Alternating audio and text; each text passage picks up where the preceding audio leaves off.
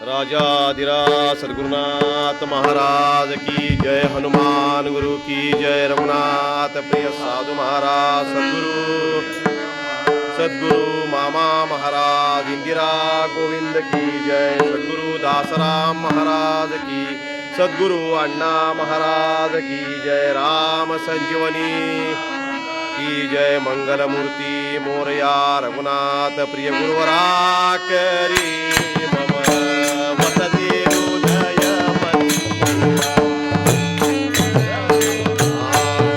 प्रिय गुरुवरा करी मम वसति हृदय मंदिरा,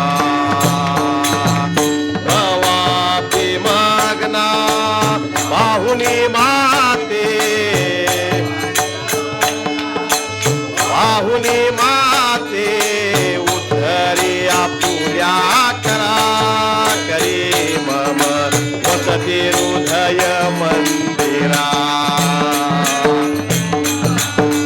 प्रिय गुरुवरा करी मम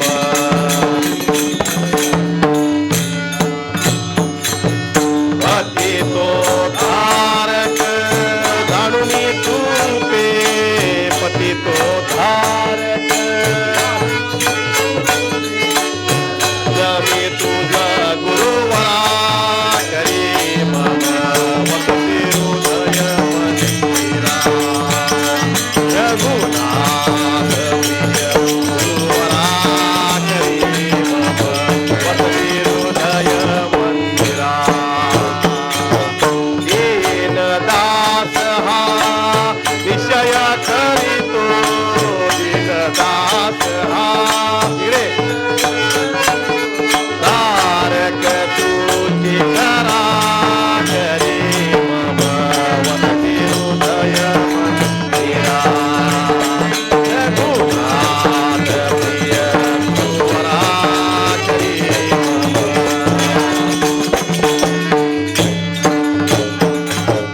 सुखं ब्रह्मा परं वन्दे सीतारामं, ब्रह्मा परं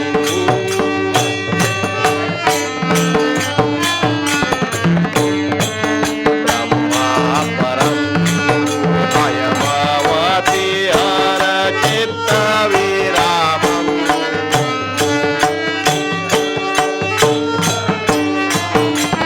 दिनकर वंशजलामम्, दिनकर वंशजलामम्, वन्दे सीतारामम्, ब्रह्मा परं वन्दे सीतारामम्, ब्रह्मा परं पदरज उद्धृत गौतम वामम्,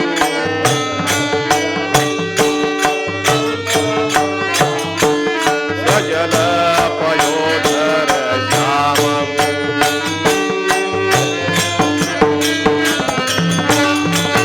वन्दे सीतारामम्, ब्रह्मा परं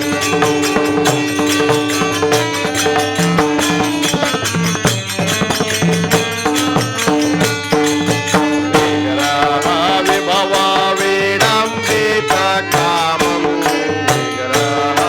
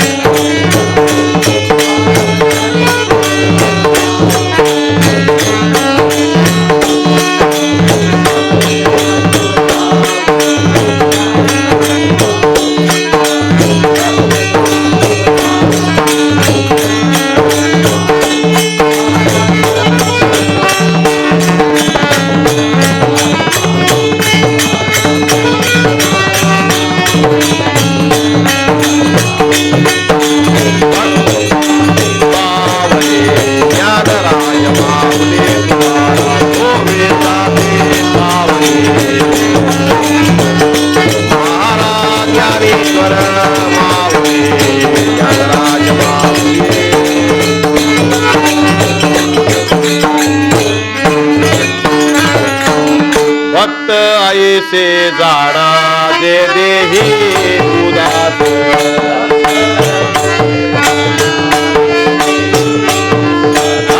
भक्त ऐसे जाणा जे देही उदास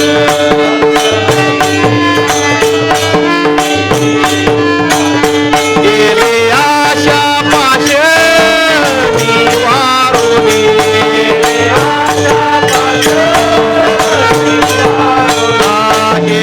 आशा पाश निवारुनी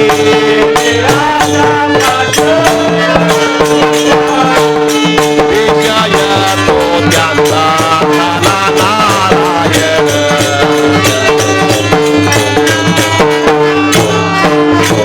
नावाडे धनजन माता पिता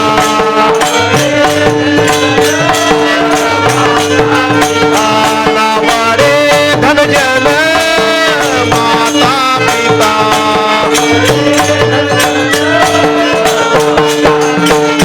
विजय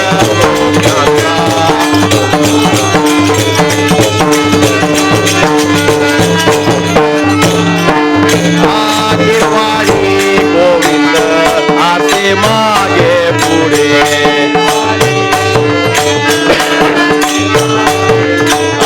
निर्वाणी गोविंद आसे मागे पुढे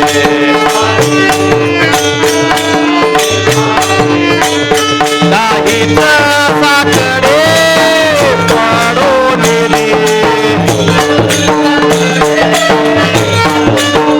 काहीच साकडे पडून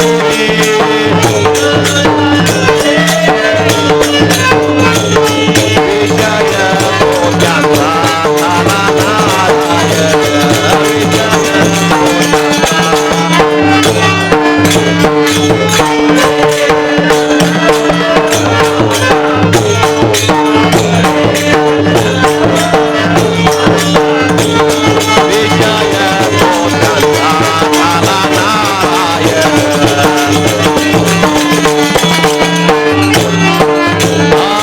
नारायण सत्य कर्मा व्हावे साय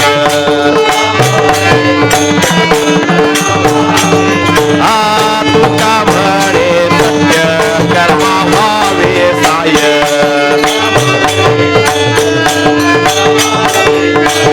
घातलिया भय नरका दाणी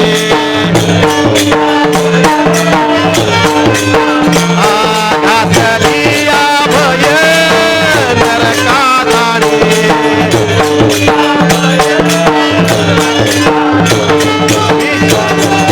त्यांचा झाला नारायण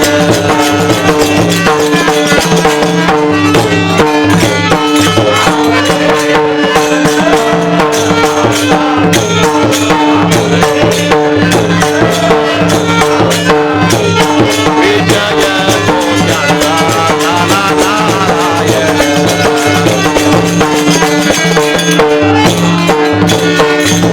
पावना रामा पतित पावना रामा दयाळा पावना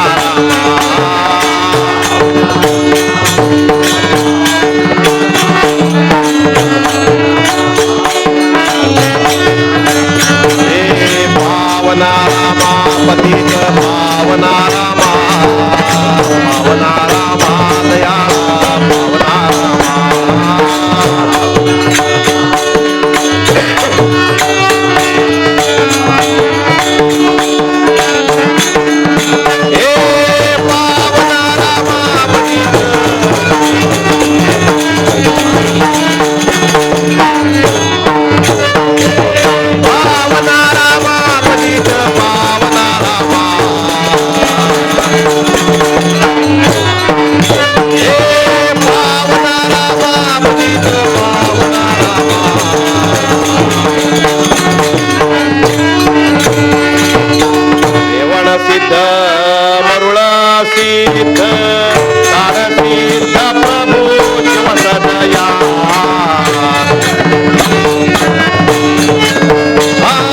गुरुलिंग जंगम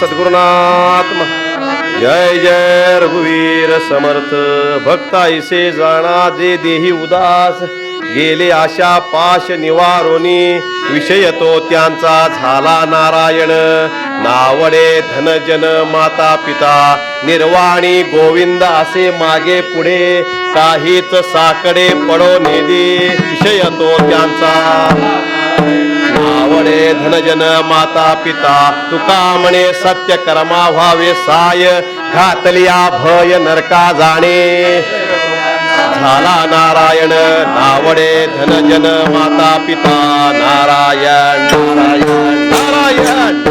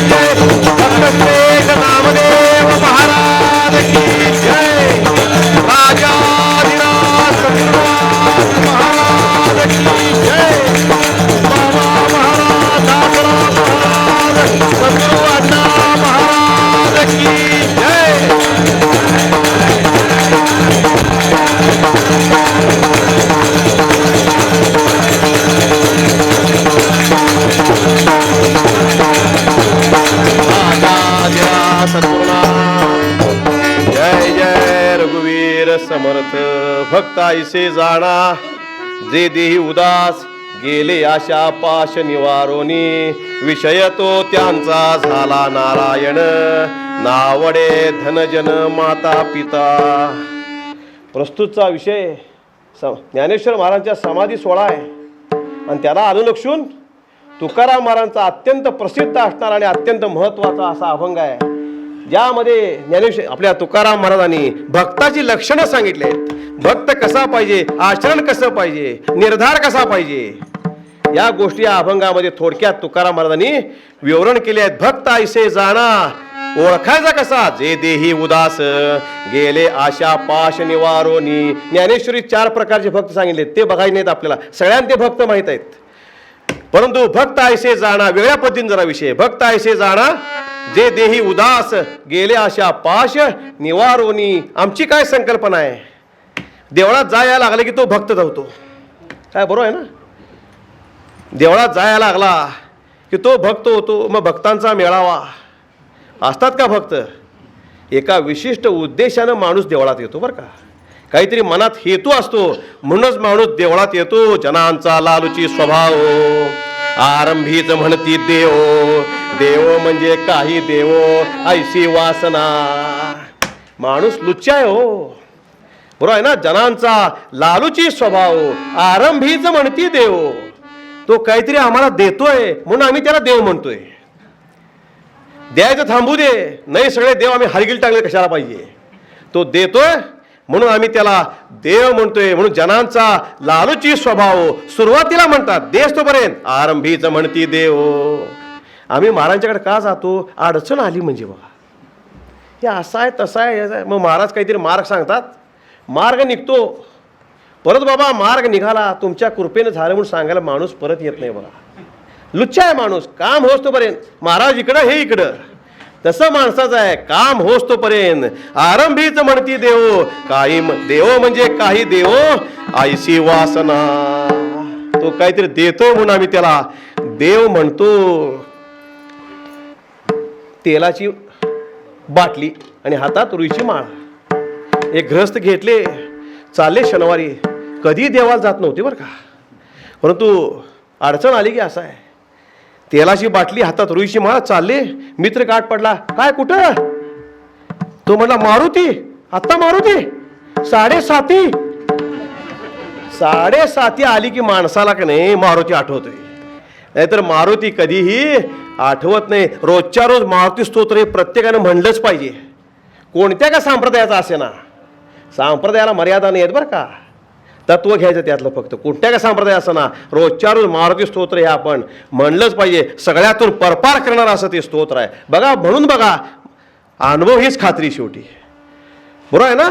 म्हणून अडचण आली की माणसाला देव आठवतो. एक गृहस्थ आले, मारुतीराजांसमोर उभारले आणि मारुतीराज म्हणाले, मारुतीराया माझी 100 एकर जमीन कुळ कायद्यामध्ये अडकली आहे. मोठं बोलायला काय जाते. माझी 100 एकर जमीन कुळ कायद्यामध्ये अडकलेली आहे, ती तेवढी बाबा तू सोडव, मी तुला 4 आण्याचा गुळ वाटतो. अण्णा म्हणायचे 4 आण्याच्या गुळात तुझी 100 एकर जमीन सोडवायला काय मारुतीला दूध खोळा नाही आहे बाबा. तुझा भाव बघणार, भक्ती बघणार तर तुझं ते काम करेल. आम्ही देवाला ठकवायला बघतो, परंतु आम्ही जर देवाला ठकवायला गेलो, देव काय होतो, महाठक होतो. जरी भक्त होय ठक, देव होय महाठक.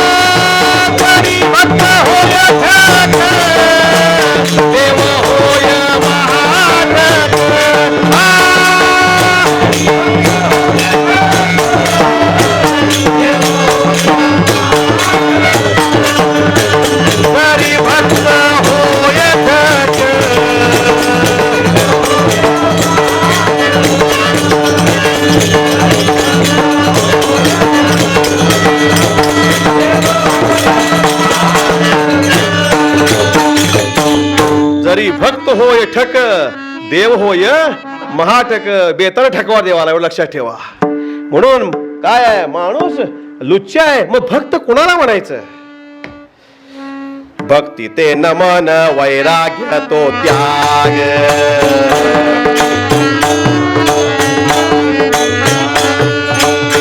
ब्रह्मी ब्रह्म भोग ब्रह्मता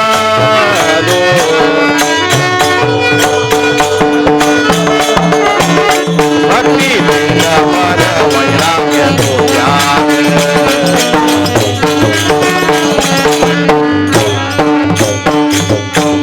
भक्त व्हायला आधी आपल्यातनं भक्ती घडली पाहिजे. आणि आम्ही करतो ती भक्ती आहे का हो. बघा तुम्ही, आम्ही करतो ते काय आहे, पूरक आहे. खरी भक्ती वेगळीच आहे. भक्ती कुठली आहे, भक्ती परम प्रेम स्वरूपाच्या प्रेमाची पराकाष्ठा म्हणजे ती भक्ती आहे. कोणत्याही गोष्टीचं आत्यंतिक स्वरूपात प्रेम असलं पाहिजे. प्रेमाची पराकाष्ठा म्हणजे ती भक्ती आहे. गोष्ट आणा नाही आहे. यथा व्रज गोपिकाणाम सांगितलं की तो गोष्ट मी सांगू का मग. बऱ्याच ठिकाणी सांगतो मी. भक्ती परम प्रेम स्वरूपाचे प्रेमाची पराकाष्ठा म्हणजे भक्ती आहे. आणि भक्ती कुणासारखी, बास भक्ती परम प्रेम स्वरूपाचे यथा व्रज गोपिकाणाम.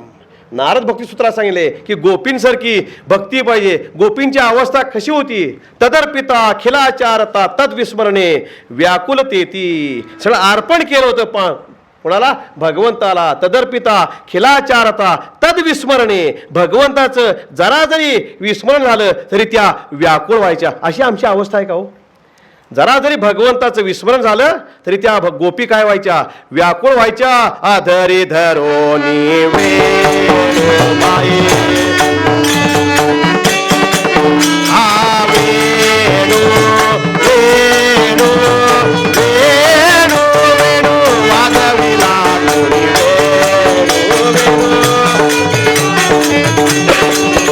आई. आधरी धरोनी वेणुमाई, उभे मेरा है वाट मी पाहे.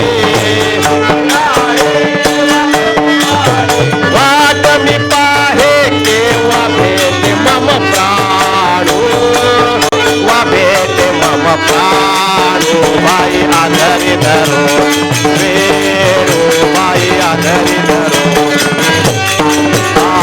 प्रातःकाळी वनमाळी प्रातःकाळी वनमाळी घेऊन जातो धेनू बाई आधारी धरो वेणूबाई आधारी धरो.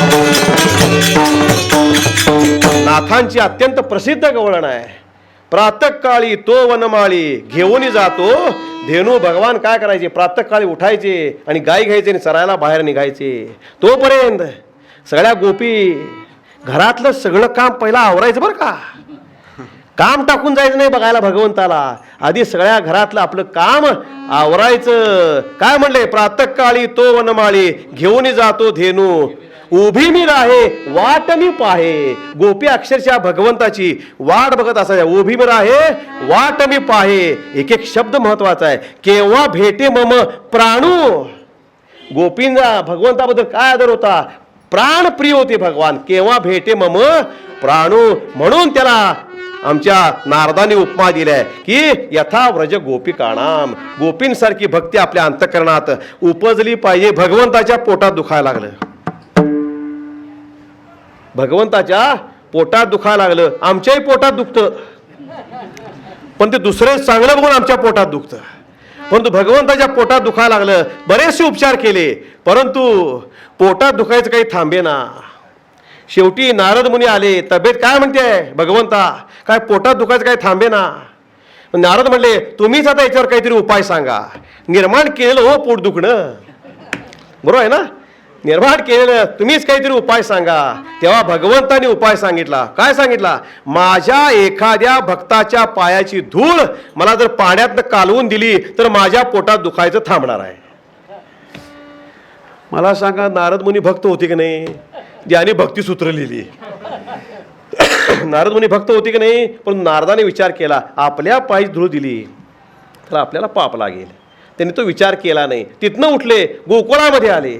आल्या आल्या सगळ्या गोपींनी गराडा घातला आणि पहिला प्रश्न केला, माझ्या भगवंताची तब्येत काय म्हणते आहे. अरे प्रेम पाहिजे, जिव्हाळा पाहिजे. सद्गुरूंच्या बद्दल प्रेम पाहिजे, भगवंताबद्दल प्रेम पाहिजे, परमार्थात सुद्धा प्रेम पाहिजे. परमार्थ मेकॅनिकल करू नका बघा, करायचं म्हणून करू नका. निष्ठेनं करा, श्रद्धेनं करा. जिव्हाळा पाहिजे, प्रेम पाहिजे. कोणासारखी, ऐशी कळवळ्याची जाती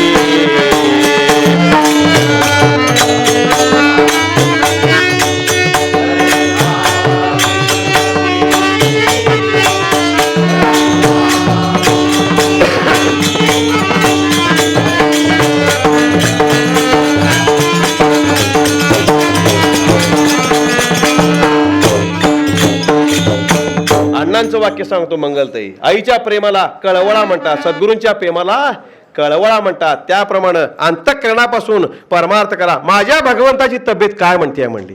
तेव्हा नारद सांगितलं, अजून काही तब्येत बरी नाही आहे, परंतु भगवंताने याच्यावर उपाय सांगितलेला आहे. काय उपाय सांगितलाय, प्रत्येक गोपीला काय होतं, औत्सुक्य होतं. काय सांगितलंय, तेव्हा नारद सांगतात, एखाद्या भक्ताच्या पायाची धूळ मला जर पाण्यात कालवून दिली तर माझ्या पोटात दुखायचं थांबणार आहे, असं भगवंतानं सांगितले. तेव्हा प्रत्येक गोपी म्हणाली, माझ्या पायाची घ्या. तेव्हा नारद मुनी म्हणाले, पाप लागेल. तेव्हा गोपींचा भाव काय होता, पाप लागलं तरी चालेल, पण भगवंताच्या पोटात दुखायचं थांबलं पाहिजे. अशी भक्ती घडली तर भक्त व्हायची शक्यता. दुसरी भक्ती म्हणजे काय, मी का सांगायला लागलोय, आम्ही करतो ती भक्ती नव्हे याकरता सांगायला लागलोय. भक्ती ते नमन, वैराग्य तो त्याग. भक्ती म्हणजे काय, मनाचं मनत्व नाहीस होणं. नमन म्हणजे नमस्कार नव्हे.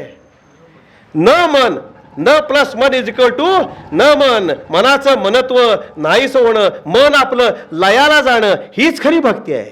काही केल्या मन लयाला जात नाही, मन आवरता येत नाही. बरोबर आहे ना. मन हे काय आहे, हटवादी आहे. मन हे चंचल आहे. हे मन चंचल मोठे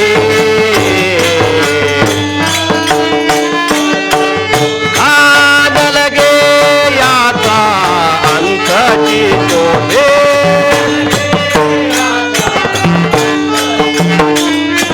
हे मन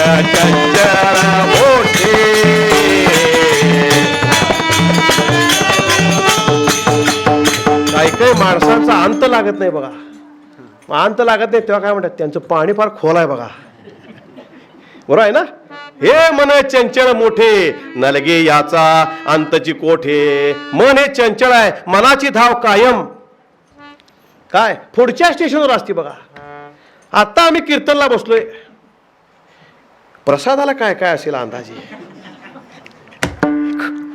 तर मला तारे म्हणून सांगतो बरं का मी.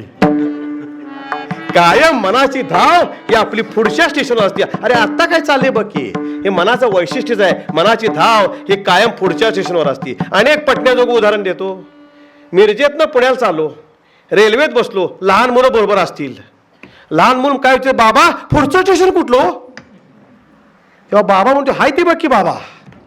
तसं नाही, कायम मनाची धाव ही पुढच्या स्टेशनवर असती. मनाचं मनत्व नाहीस होणं हे अत्यंत महत्वाचं आहे. नामाशिवाय मनाचं मनत्व नाहीस होत नाही. मनाचा लय होणं, अरे मनच सगळ्याला कारणीभूत आहे.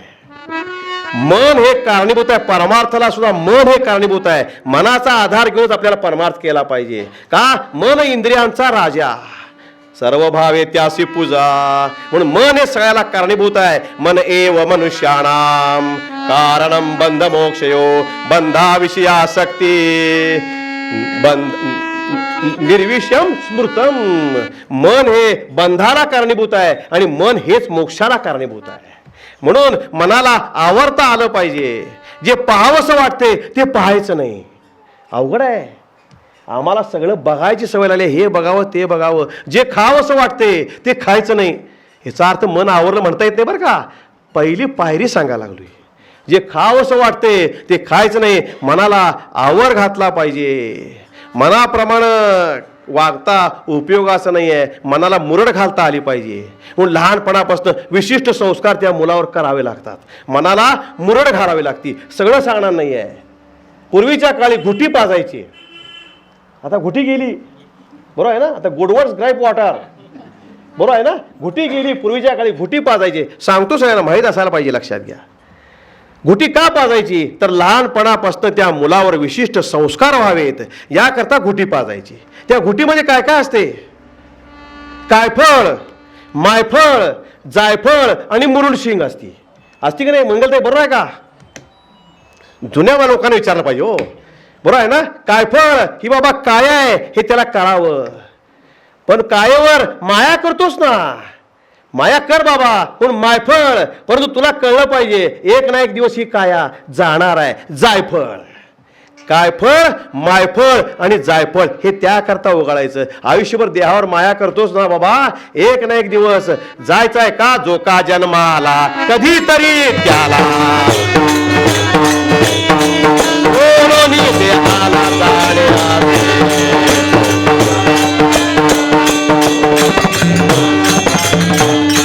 हे कळण्याकरता जायफळ उघडायचं. आणि मुरुडशिंग का? लहानपणापासून मनाला मुरड घालता आली पाहिजे त्याकरता मुरुडशिंग उगाळायची. पण मन आपल्या ताब्यात येणं ही खरी भक्ती आहे बघा. भक्ती ते नमन, मनाचं मनत्व नाही सोडणं हे अत्यंत महत्वाचं आहे. वैराग्य तो त्याग, सर्वाचा त्याग पाहिजे बरं का. परंतु त्याग महत्वाचा कुठला असेल? बायका पोरं त्यागून त्याचा काय उपयोग नाही बघा. वासना जर अंतर्यामी राहत असेल तर त्या बायका पोरांचा त्याग करून त्याचा काय उपयोग आहे? त्याग तरी ऐसा करा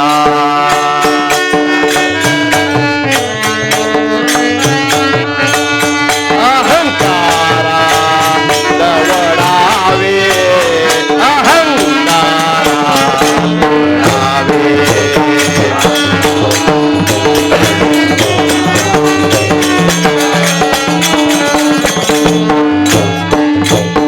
बाकीचा एक वेळ त्याग राहिला तरी चालेल. तुकाराम महाराज म्हणतात अहंकाराचा त्याग हा अत्यंत महत्वाचा आहे. मीपणाचा त्याग अत्यंत महत्वाचा आहे. हे कोणाचं? माझं. हे कोणाचं? माझं. आयुष्यभर आम्ही छातीवर हात घेतो, पण गेल्यावर सुद्धा हात बाहेर असतील. माणसं म्हणतात बघा आत घ्या. शेवटी सुद्धा जाताना सुद्धा माणूस छातीवर हात घेऊन जातो. अहंकाराचा वारा न लागो राजसा, माझी आ विष्णुदासा भाविकासी. व्यवहारातला अहंकार ज्या मार्गाने येतो त्या मार्गाने जातो. व्यवहारातला अहंकार ज्या मार्गाने येतो त्या मार्गाने जातो. एमेचा ज्ञानाचा अहंकार आला, MA MD होतोय, BA BEd होतोय. ज्ञानाचा अहंकार आला, ज्या मार्गाने येतो त्या मार्गाने जातो. शक्तीचा अहंकार आला, अंगम बलितम फलितम मुंडम झालं. कशाला अहंकार राहतोय शक्तीचा बाबा? परंतु परमार्थात जर अहंकार शिरला तर त्या साधकाला खड्ड्यात घातल्याशिवाय सोडत नाही. म्हणून अहंकारापासून लांब राहता आलं पाहिजे. मी महाराज आहे हे जरा सुद्धा आपल्या मनाला स्पर्शून उपयोग नाही बघा. लोक आपल्याला महाराज म्हणत असतील, परंतु आम्ही जर म्हणायला लागलो महाराज महाराज महाराज, त्यात किंमत राहत नाही. लक्षात ठेवा बघा तुम्ही, मी महाराज आहे जो झालो ऐसे म्हणे तो काहीच नव्हे. ज्ञानोबा ज्ञानेश्वरी सांगितले, हे जाणीव करी तेच उणे, आथिलेपणी मिरवी उणे, जो झालो ऐसे म्हणे. 9व्या अध्यायातली ओळ आहे. तो काहीच नाही. ज्याला वाटते मी कोणतरी झालोय, बाबा ज्ञानेश्वर महाराज म्हणतात तू काहीच नाही आहेस. म्हणून भक्ती ते नमन, वैराग्य तो त्याग. वैराग्य म्हणजे काय? विषय इंद्रिये जड ओळखणे, या नाव विरक्ती. भगवे कपडे घातले, भस्माचे पट्टे लावले म्हणजे वैराग्य निर्माण होत नाही बाबा. काय म्हटलं? विषय इंद्रिये जड ओळखणे, या नाव विरक्ती. विषय आणि इंद्रिय ही जड आहेत हे ज्याला खऱ्या अर्थानं कळलं, बरोबर आहे ना? खऱ्या अर्थानं म्हणतोय बरं का, हे ज्याला खऱ्या अर्थानं कळलं तो खरा विरक्त आहे. विषय इंद्रिये जड ओळखणे, या नाव विरक्ती. चैतन्याकडे वृत्ती वळवणे, या नाव भक्ती. आता आमची वृत्ती कुठे उठते आहे? आमची आत्ता वृत्ती दृश्यावर उठते आहे, बरोबर आहे ना? आमचं जीवन सगळं बहिर्मुख आहे. इंद्रिय सगळे आमची बघा बहिर्मुख आहेत ना. बघा कशाला बघा लागते? आपल्या आपल्या देहाकडे बघा. कान बाहेर, डोळे बाहेर, नाक बाहेर, तोंड बाहेर, बरोबर आहे ना? आपली वृत्तीच बहिर्मुख आहे. जोपर्यंत आम्ही अंतर्मुख होत नाही तोपर्यंत विरक्ती कदापि शक्य नाही. अंतर्मुख होण्याकरता किंवा अंतर्मुखता दाखवण्याकरता भगवंताच्या दारात कासव बसवतात. उगाच चौगस कासव बसवत नाहीत. भगवंताच्या दारात जाताना कासवाला नमस्कार करायचं ना आत जायचं. कशाचं प्रतीक आहे? कासव हे अंतर्मुखतेचं प्रतीक आहे. कासवाकडे काय आहे? देवी देणगी. सगळी इंद्रिय त्याला अंतर्मुख करता येतात. तसं आपण अंतर्मुखतेनं मंदिरामध्ये प्रवेश करायचा आहे. म्हणून विषय इंद्रिय ही जड आहेत हे ज्या महात्म्याला कळलं त्याच्याकडे विरक्ती निर्माण होती. विषय इंद्रिये जड ओळखणे, या नाव विरक्ती. चैतन्याकडे वृत्ती वळवणे, या नाव भक्ती. जेव्हा दृश्यावरची वृत्ती चैतन्याकडे उठायला लागेल तेव्हाच खऱ्या अर्थानं आमच्यातनं भक्ती घडेल. आणि अशी जर भक्ती घडली तर तो भक्त होणार. नुसते भक्तांचा मेळावा, त्यांच्यात आमचं मार्गदर्शन, त्याचा काहीही उपयोग नाही. आमच्या अण्णांची व्याख्या, अण्णा कायम कीर्तना सांगायची, भक्त कुणाला म्हणायचं? ज्याचा विभक्ती प्रत्यय गेलेला आहे आणि ज्याला आत्मप्रत्यय आलेला आहे तो भक्त. म्हणजे काय हो? ज्याचा विभक्ती प्रत्यय गेलेला आहे. अरे भगवंत आणि आम्ही विभक्त नाहीच आहे. जोपर्यंत आम्ही म्हणतोय की देव आणि आम्ही वेगळे आहे तो आमच्या डोक्यामध्ये द्वैत हे राहणारच. काय बरोबर आहे ना? तो मी नाही तुझा, ज्ञानदेव आत्मा माझा. बरोबर आहे ना? भगवंतानं सांगितलं नामदेव महाराजांना, तो आणि मी वेगळा नाहीच आहे. अरे ज्ञानदेव कोण आहे? आत्माच आहे माझा, असं पांडुरंगानं सांगितलं. जोपर्यंत आम्ही म्हणतोय देव आणि मी वेगळा आहे तोपर्यंत हे द्वैत राहणारच हे लक्षात ठेवा. विभक्ती प्रत्यय गेला पाहिजे. म्हणजे काय? आम्ही आणि देव जो विभक्त आहे अशी जी आमची भूमिका आहे ती जोपर्यंत जात नाही तोपर्यंत आम्ही भक्त होत नाही. ज्याचा विभक्ती प्रत्यय गेलेला आहे आणि ज्याला आत्मप्रत्यय आलेला आहे, आत्म्याची प्रचिती अत्यंत महत्वाची आहे. का? देव बाहेर कुठेच नाही आहे. काय तर म्हणाला कोणतर की बाहेर देव नाही, तो देव आत पाही. खरा देव कुठला आहे? आत्मदेव. हाच खरा आपला देव आहे. म्हणून ज्ञानेश्वर महाराजांनी म्हणलं, ज्ञानदेव म्हणे भजा आत्मदेवा, अखंडित सेवा करा त्याची. बाहेर देव नाही, तो देव आत पाही. मग बाहेर काय आहे? जेथे पाहे तेथे देवाच्या प्रतिमा. खरा देव आम्हा देविते.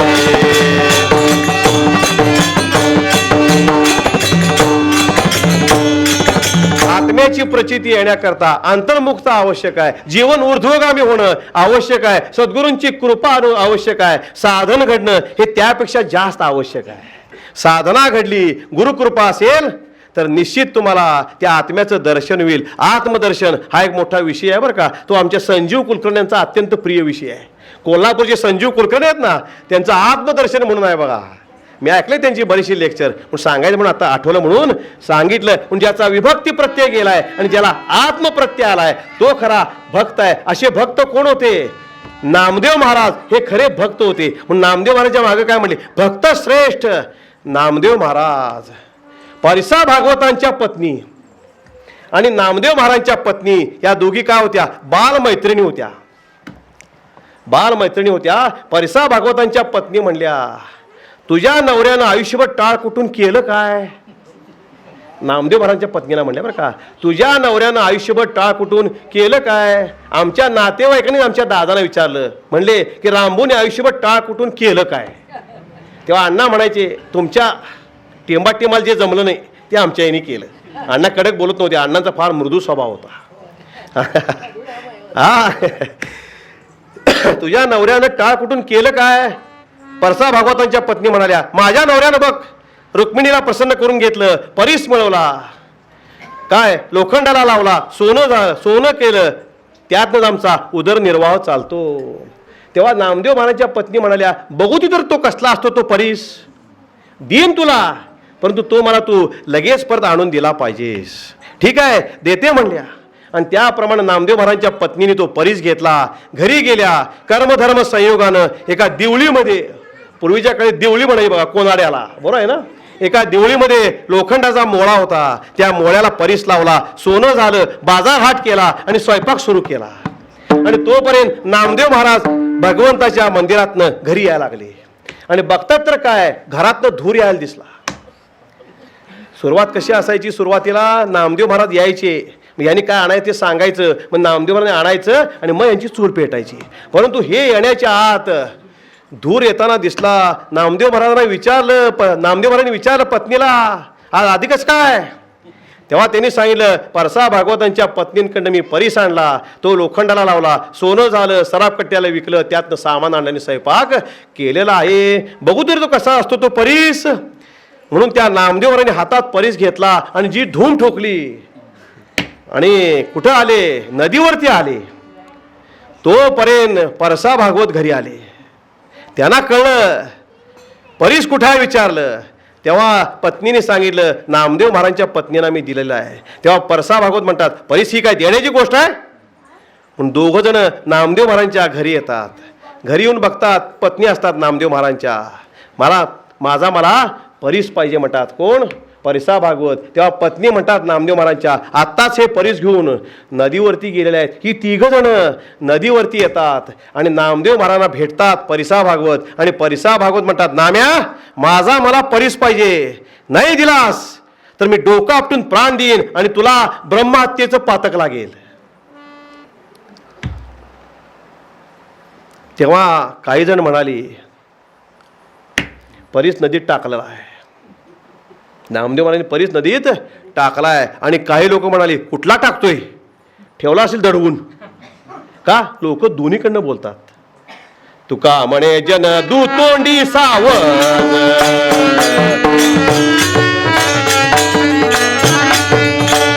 सापडे सहज तिकडे ओढे, सापडे सहज तिकडे ओढे, तुका म्हणे जन दुतोंडी सावध.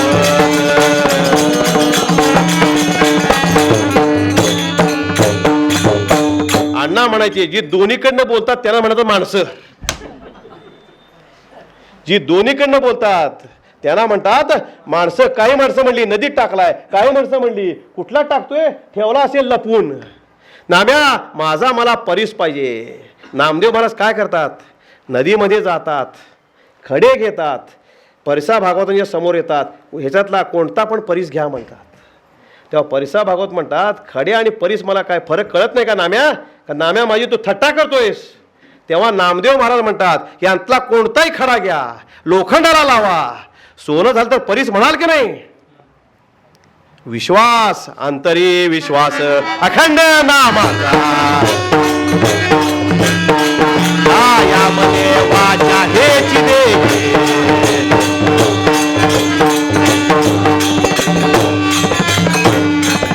लोखंडाचं सोनं झालं परीस म्हणाल की नाही? खडा लावला लोखंडाला, सोनं झालं, तेव्हा आमच्या परिसा भागवताना नामदेव महाराजांचा अधिकार काय तो कळला. तिथं लोक उपस्थित होते. म्हणले नामदेव महाराजांच्या हातातले खडे उडवा, म्हणजे आपापल्याला एक एक खडा मिळेल. तेव्हा अण्णा म्हणायचे नामदेव महाराजांच्या हातचा खडा आमच्या हातात आला, खडा राहील तरी मिळवणं कोळसाच होणार. विठाल विठाल विठाल विठाल विठाल विठाल. म्हणून परसा भागवताना जेव्हा आमच्या नामदेव महाराजांचा अधिकार कळतो तेव्हाच परसा भागवतानी आमच्या नामदेव महाराजांची आरती केली. प्रत्यक्ष प्रचित हे वाळू पंत परिस केले.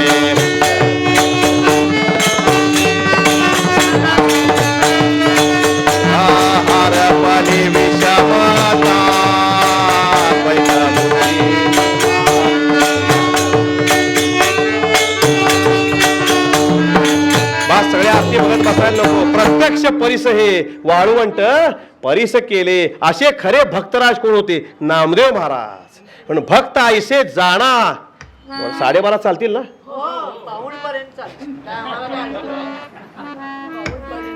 काय आता 11:30 अजून पहिलाच शब्द चाललाय. भक्त ऐसे जाणा जे देही उदास. भक्त जाणले पाहिजेत, ओळखता आले पाहिजेत भक्त कोण आहेत. जाणणं अत्यंत महत्वाचं आहे. परमार्थात जाणण्याला महत्व आहे, बोलण्याला महत्व नाहीये. मग तुम्ही म्हणा कशा तुम्ही बडबडा लागला इथं, हे सांगण्याकरता मी बसलोय बाबा. परमार्थ हा जाणण्याचा विषय नाही आहे, बोलण्याचा विषय. पण आमचं काय झालंय, अण्णा सांगायचे जाणण्याची आधी बोलण्याची गडबड आम्हाला जास्त झाली आहे. जाणण्याच्या आधी बोलण्याची गडबड आम्हाला जास्त झाली आहे. जेवणाऱ्यांपेक्षा वाढणाऱ्यांची गर्दी कार्यालयात जास्त झाली आहे. त्यामुळे नीट जेवता येत नाही. म्हणून आधी परमात्म्याला जाणायचं आणि मग त्याच्यावरती बोलायचं. ज्ञानोबांचा सुंदर अभंग आहे, हरी जाणारे हरी वाणारे.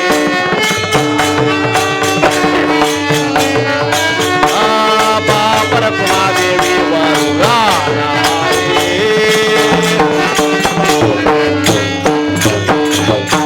हरी येथे रे हरी तेथे रे, हरी वाचुनी नाही रस्थळ रीते रे. असा सुंदर अभंग आहे, केव्हा तरी चिंतनाला घेता येईल. म्हणून हरी जाणारे हरी वाणारे. आधी जाणायचं आणि मग बोलायचं. कोणाबद्दल? बाप रखुमा देवीवरू राणारे. म्हणून आधी जाणायचं.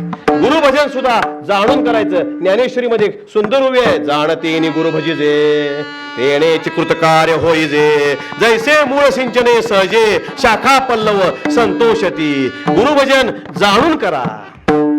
आता गुरुभजन याचा अर्थ बाह्य भजन असा होत नाही.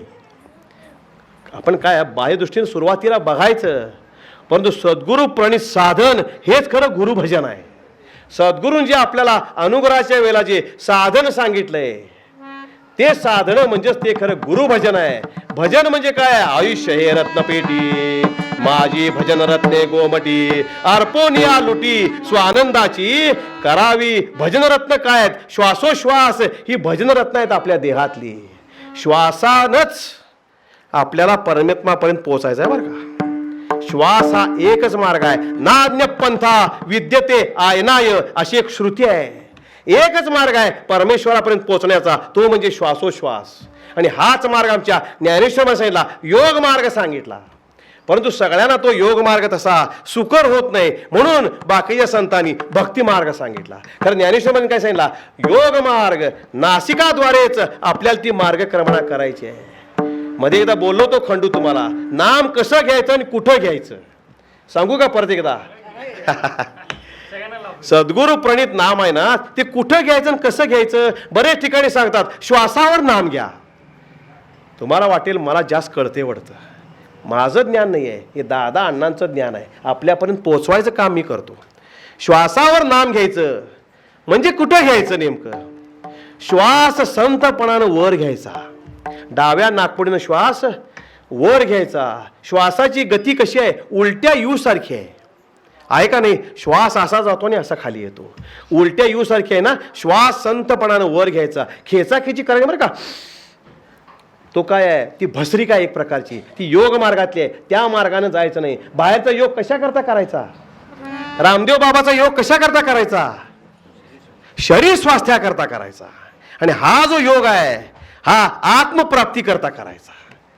हळू श्वास वर घ्यायचा, एकाच ठिकाणी स्थिर करायचा आणि नंतर हळू खाली सोडायचा. जिथं स्थिर करतोय तिथला जो काळ आहे त्याला म्हणायचं केवल कुंभक. 2 श्वासाच्या जो मधला काळ आहे ना त्याला म्हणायचं केवल कुंभक. त्या केवल कुंभकामध्ये भगवंताचं नामस्मरण करायचं आणि ते नामस्मरण आम्हाला आत्मप्रत्येकरता उपयोगी येणार आहे.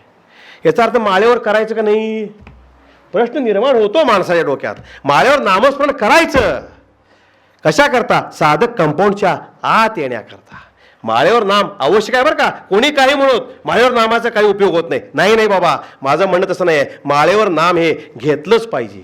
साधक कंपाऊंडच्या आत येण्याकरता माळेवरती नाम हे घेतलंच पाहिजे. पण नाम घेत असताना त्या नामाकडं आणि त्या माळेकडं आपलं लक्ष पाहिजे.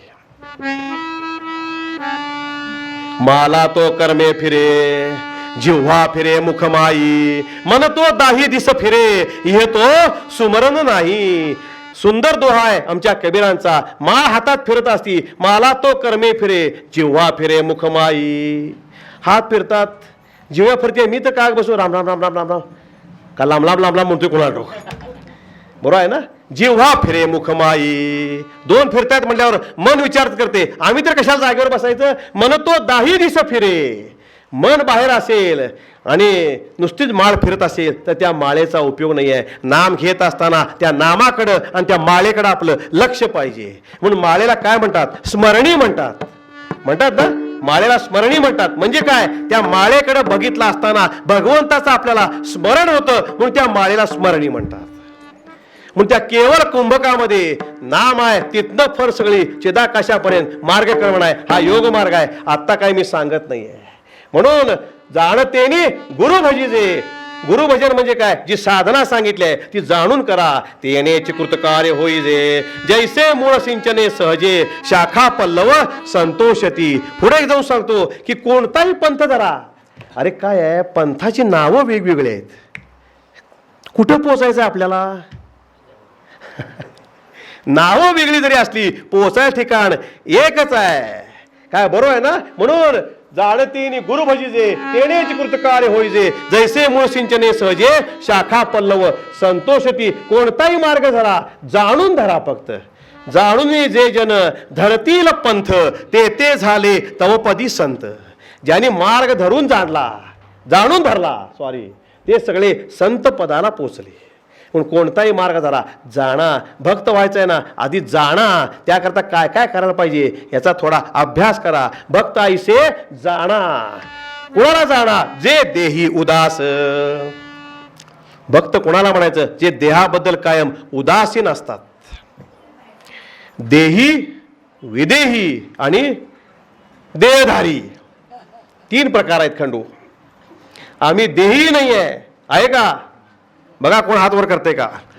पुढं सांगतो. म्हणजे देही, विदेही आणि देहधारी. अण्णा म्हणायचे आम्ही देही नाही आणि आम्ही विधेही नाही आहे. आम्ही काय आहे? देहधारी आहोत. का? भगवंतानं आम्हाला देह दिलाय आणि आम्ही धारण केलाय म्हणून. बरोबर आहे ना. आम्ही देहधारी आहोत. त्यामुळं असलो तर असलो, नसले तर नसलो. असलो तर जमेत घ्या, नसलो तर खर्चात टाका. असे आम्ही देहधारी आहोत. पूर्वीच्या काळात बँकेमध्ये अ वर्ग सभासद, ब वर्ग सभासद. ब वर्गाला किंमत नसते. असलो तर असलो, नसलो नसलो. तसे आम्ही आहे बघा. बरोबर आहे ना. देही आणि विदेही कुणाला म्हणायचं? फार सगळे महत्वाचे प्रश्न आहेत. देही कुणाला म्हणायचं आणि विधेही कुणाला म्हणायचं? निवृत्तीनाथ महाराजांचा हरिपाठ आहे. 5 संत महात्म्यांचे हरिपाठ आहेत. त्याला पंचरत्नी हरिपाठ म्हणतात. त्यातल्या निवृत्तीनाथ महाराजांच्या हरिपाठामध्ये एक चरण आहे, आम्ही देही तू आत्मा, आम्ही विदेही तू परमात्मा. ज्याला आत्म्याचा साक्षात्कार झाला ते देही आणि ज्याला परमात्म्याचा साक्षात्कार झाला ते विदेही.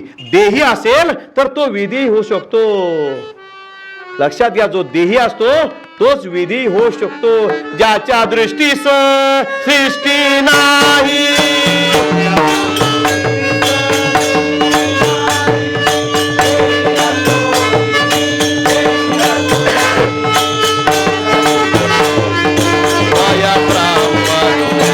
आपण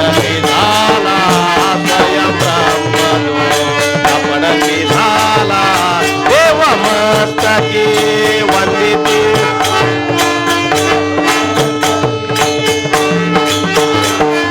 स्वयं ब्रह्मनो आपणाची झाला स्वयं ब्रह्मनो. केशव स्वामी भागानगरकडून संत होऊन गेले, समर्थ पंचायतनातले. ते म्हणतात ज्याच्या दृष्टीस सृष्टी नाही देही असोनी पूर्ण विदेही. ज्याच्या दृष्टीला कधी सृष्टी येतच नाही तोच महात्मा देहात असतानाच विधी अवस्था भोगत असतो. आमच्या दृष्टीला काय काय येते, काय बसत नाही सांगा, सगळं सामावते बघा. एवढासा डोळा आहे खरं सृष्टी सामावते सगळे आमच्या डोळ्यात, बरोबर आहे ना. ज्याच्या दृष्टीस सृष्टी नाही देही असोनी पूर्ण विदेही ही अवस्था फार अत्युच्च अवस्था आहे. देहात असतानाच विधी अवस्था. आमचे दादा आमचे अण्णा शेवटच्या काळात देहात असतानाच अण्णा आमचे विधी अवस्था भोगत होते. विधी अवस्था म्हणजे काय, देहाकडे त्यांचं लक्षच नसते, देहाला ते सुटलेले असतात. विधी महात्मा ओळखायचा कसा, सोपं उदाहरण देतो. गुडगुड्या नारळासारखा असतो विधी महात्मा. कसा असतो, गुडगुड्या नारळासारखा. म्हणजे कसा, खोबरं करवंटीपासून सुटलेलं असते, आतलं पाणी आटलेलं असते आणि खोबरं गोड आणि गोड झालेलं असते. तसा हा विधी महात्मा असतो. खोबरं करवंटीपासून सुटलं पाहिजे म्हणजे काय, देहाचा संग सुटला पाहिजे, आतलं पाणी आटलं पाहिजे. कुठलं पाणी आटलं पाहिजे, वासनेचं पाणी आटलं पाहिजे आणि खोबरं गोड आणि गोड व्हायला पाहिजे. म्हणजे काय, आमची वाचा नामानं पिकली पाहिजे. असं जिथं दिसेल तोच विधी महात्मा आहे. बाहेर बघायची जरूरच नाही आहे, आपल्या जवळच असतात महात्मे, परंतु आपल्याला ती दिसत नाही. का, त्या संत महात्म्यांना देहाची जाणीव असतच नाही. देही असोनी पूर्ण विधेयी. अण्णाबुवा मिरजेला अण्णाबुवा म्हणून प्रसिद्ध संत होऊन गेले, विधेयी अवस्थेत असायचे. एका बाईनं मिरच्या खायला घातल्या. मला आवडती फार गोष्ट, कसं विधी अवस्था शक्यच नाही आपल्याला प्राप्त होणं. एका बाईनं घरी बोलवलं, अर्धा किलो मिरच्या खायला घातल्या. माई मिरच्या किती गोड आहे तो, आम्हाला उपीटात आता आली, 2 भांडी आम्ही पाणी पितोय. काय बरोबर आहे ना. अर्धा किलो मिरच्या खायला घातल्या. माई मिरच्या किती गोड आहेत म्हणले आणि दुसऱ्या दिवशी अंग बाहेर आलं. काय होणार मिरच्या खाल्ल्यावर. आणि कायम विवस्त्र अवस्थेत असायचे, अंगावर कुठलंही वस्त्र असायचं नाही. जगात पिशाच अंतरी शहाणा सदा ब्रह्मी जाणा निमग्न तो, या एका विशिष्ट अवस्थेमध्ये असणारे संत महात्मे. कुत्र आलं एक आणि ते बाहेर आलेलं अंग खायला लागलं.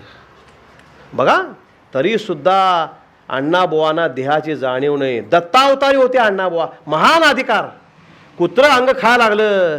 काही माणसं आली, महाराज अहो अंग बाहेर आले आणि कुत्र खायला लागले की. तेव्हा अण्णाबुवा म्हणले, अरे चमडच चमड्याला खाते रे, मला देहाची जाणीव नाही आहे. अरे बाबा, देहभाव थोडा का विना लयाला गेला पाहिजे.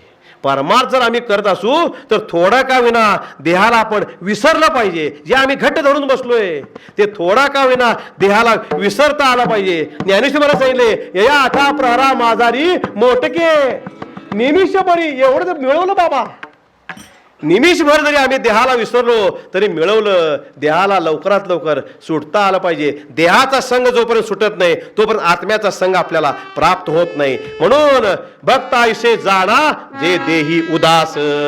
देहाबद्दल उदासीन असतात, जे देही उदास.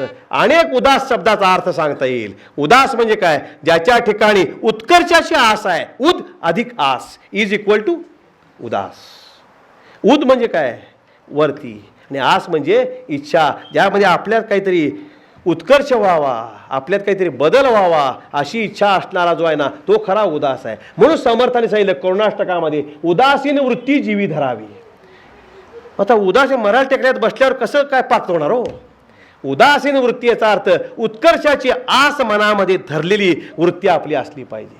जो देही उदास, पुढे काय म्हणले, गेले आशा पाश निवारोनी. ज्याच्या आशेचा पाशच नाहीसा झालेला असतो.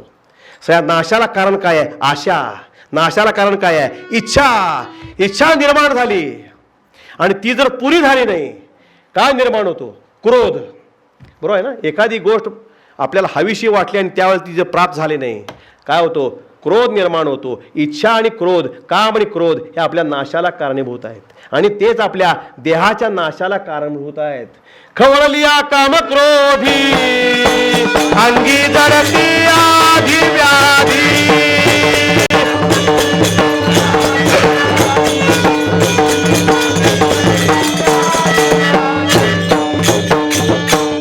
दोन गोष्टी आपल्या नाशाला कारणीभूत आहेत, काम आणि क्रोध. तुकाराम महाराज म्हणतात खवळलिया काम क्रोधी अंगी जडती आधी व्याधी. आधी व्याधी म्हणजे काय? आधी म्हणजे मनाचं दुखणं आणि व्याधी म्हणजे शरीराचं दुखणं. एक वेळ शरीराचं दुखणं परवडलं, मनाचं दुखणं फार वाईट असतं. बघा, तुम्ही विचार करून बघा. परंतु शांती जर धरली, शांती परते नाही सुख, ये रावगेची दुःख म्हणून शांती धरा उतराल पैलतला. खवळलिया काम क्रोधी अंगी जडती आधी व्याधी. तुका म्हणे त्रिविध ताप जाती मग आपे आप. तुकाराम महाराज सांगतात हे दोन कारणीभूत आहेत. इच्छा कारणीभूत आहे. इच्छा निर्माण होता कामाने. आपली अवस्था कशी पाहिजे? ठेविले आनंदे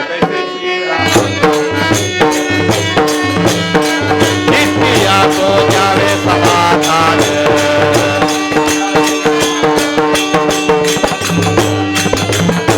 ज्या स्थितीमध्ये भगवंतानं आम्हाला ठेवले त्या स्थितीमध्येच राहायचा प्रयत्न करा. इच्छा कशाला निर्माण होते? त्या स्थितीत आम्ही राहत नसल्यामुळे इच्छा निर्माण होते अंतःकरणात. म्हणून जैशी स्थिती आहे, काय झाले नाथाने तैशा परी राहे. आणि सोडायचं कशावर? संचितावर सोडायचं. कौतुक तू पाहे संचिताचे. का? आपल्या आयुष्यात जे व्हावयाचे ते होणारच आहे. जे व्हावयाचे ते व्हावयाचे, जे न व्हावयाचे ते कदापि व्हावयाचे नाही. जे प्रारब्धात आहे ते होणारच आहे. सगळं प्रारब्धात येणं आहे. अरे संतांना चुकलं नाही, आमच्यासारख्यानं चुकेल का? शेवटी सगळं प्रारब्धावर आहे सोडायचं आणि एका ज्या स्थितीत ठेवले परमेश्वरानं त्या स्थितीमध्ये राहायचा प्रयत्न करायचा. पण इच्छा निर्माणच होता कामाने. पुढचं काही घडतच नाही बघा तुम्ही. पण तुकाराम महाराज म्हटले, तुका म्हणे माझी इच्छा पूर्ण झाली, काही न राहिली वासना ती. इच्छाच गेली तर वासना राहील का? वासना आत आहे का बाहेर आहे? बरोबर आहे ना खंडू? वासना आत आहे. म्हणून आम्ही बाहेर चरणरज लावतो, काय उपयोग आहे का त्याचा? संत चरणरज लागता सहज वासनेचे बीज जळून जाय. आता रजकण लावायचे कुठं? कपाळाला. वासना आता तर कपाळात रजकण लावून उपयोग आहे का? ते रजकण वेगळेच आहेत. सहा अहम अहम सहा गुरुपादुका या महा. या गुरुपदाचे रजकण आपल्या जर भाळी लागले तर वासना सगळी नाहीशी होती. वास म्हणजे वस्ती आणि ना म्हणजे नाही. परमेश्वराजवळ आमची वस्ती नाही, हीच वासना आहे. आणि घर सुटले की वासना निर्माण होती. बरोबर आहे ना? घर सुटले की वासना निर्माण होती. गाडीत बसलो, रेल्वेत बसलो, जे जे स्टेशनला काय काय येईल ते आम्ही घेतोय बघा. एरवी खातो का आम्ही? वासना निर्माण होती. घर सुटलं की वासना निर्माण होती. पण इच्छा जर निर्माण झाली काहीच निर्माण होती बघा. वासना आपापच तिथं नाहीशी होती. म्हणून काय म्हणलं? गेले आशा पाश निवारोनी. आशा हे समूळ खणोनी काढावी. देवाची गोसावी व्हावे ते.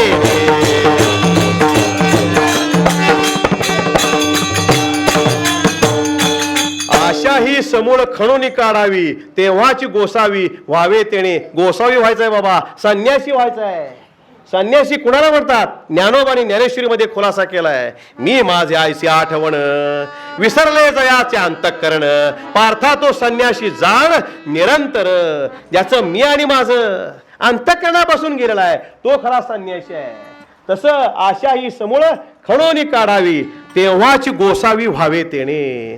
जेव्हा आशा सगळी खणून काढली जाती तेव्हाच तो गोसावी होतो. पण गोसावी होणं एवढं सोपं नाहीये. मी सांगत होतो त्याला गोसाव्याला.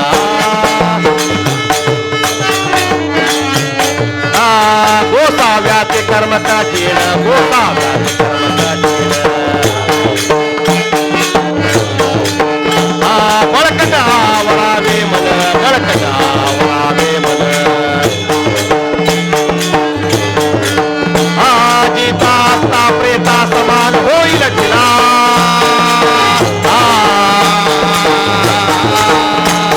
जिता आत्ता प्रेता समान होईल तिला.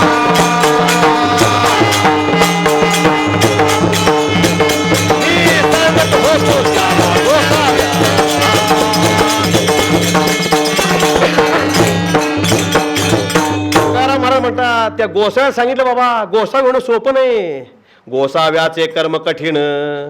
पुढे काय सांगितले, बळकट आवरावे मन. बाबा मनाला आवर घालता आला पाहिजे, काळ्याचे पांढरे झाले तरी नको ना. बळकट आवरावे मन, जीता असता प्रेता समान. ही अवस्था अत्युच्च अवस्था आहे.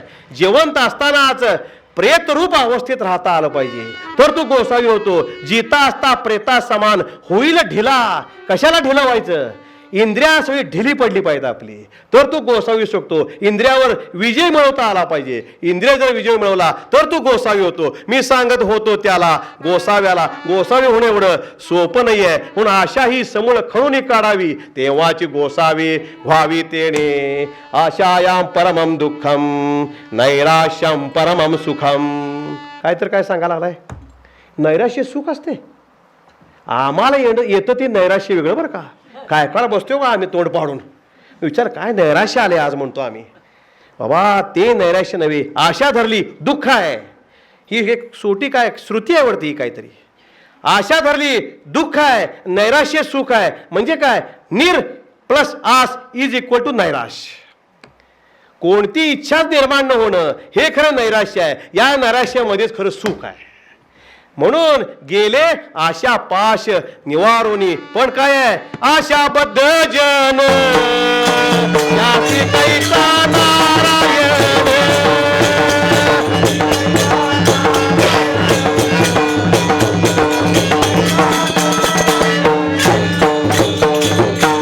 आवर घालायचं अवघड आहे. आशाबद्ध जन त्यासी कैसा नारायण. तुकाराम महाराज म्हणतात सगळे लोक हे आशेनं बांधलेले आहेत. अण्णा सांगायचे हो, मुलांकडनं सुख लागेल काय केवळ, नातवांकडनं सुख लागेल केवळ आशा. पुढचं कोण बघितलंय का, माणूस हा जीव हा आशेवरती जगलेला आहे. म्हणून म्हणले आशाबद्ध जन त्याची कैसा नारायण. जोपर्यंत आशेनं बांधलेला आहे तोपर्यंत त्या नारायणाची प्राप्ती आम्हाला होणं शक्य नाहीये. आमच्या शंकराचार्यांनी सांगितलं, आशयाबद्ध ते लोका कर्मणा बहुचिंतया आयुक्षणं जानाती तस्मा जाग्रही जाग्रही. शंकराचार्यांनी सांगितलं. गस्त म्हणून 5 श्लोक आहेत शंकराचार्यांचे. शंकराचार्य ज्या गावात राहत होते, कलाटी का कलटी काहीतरी गाव आहे, त्या गावामध्ये तिथला एक तरळ रजेवर जाणार होता. तरळ म्हणजे काय, गस्त घालणारा माणूस. मग आता कोणाला सांगायचं, मोकळे कोण आहे, शंकराचार्य. लोकांना कळतच नाही. शंकराचार्यांकडे आला, महाराज असं मी जरा गावाला जाणार आहे, तुम्ही 5 दिवस जाणार आहे, तुम्ही 5 दिवस गस्त घालाल का. शंकराचार्य काय मी मोकळाच आहे म्हणले, घालतो तुझं काम.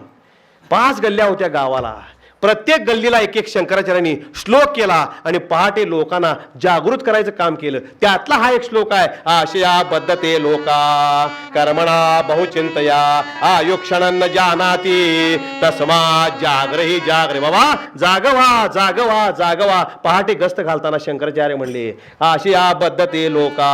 आशेनं जीव हा लोक हे बांधलेले आहेत. कर्मणा बहुचिंतया, कर्मणा गहनोगती. अरे कोणालाही कळलं नाही, तारे नाही तरे कर्मगत तारे नाही तरे. आजपर्यंत कोणाला कर्माची गती कळली नाही, हुडकायला जाऊ नका. आजपर्यंत कोणालाही कर्मगत कळली नाही. म्हणून कर्मणा बहुचिंतया आयुक्षणं जानाती. बाबा आयुष्य क्षणभंगुर आहे, आज आहे, 1 मिनिटाला काय मी सांगता येत नाही. आयुष्य हे क्षणभंगुर आहे. म्हणून आमच्या मुक्ताबाईंनी आमच्या चांगदेव महाराजांना बोध केला, क्षणभंगुर संसार याचा भरवसा नाही.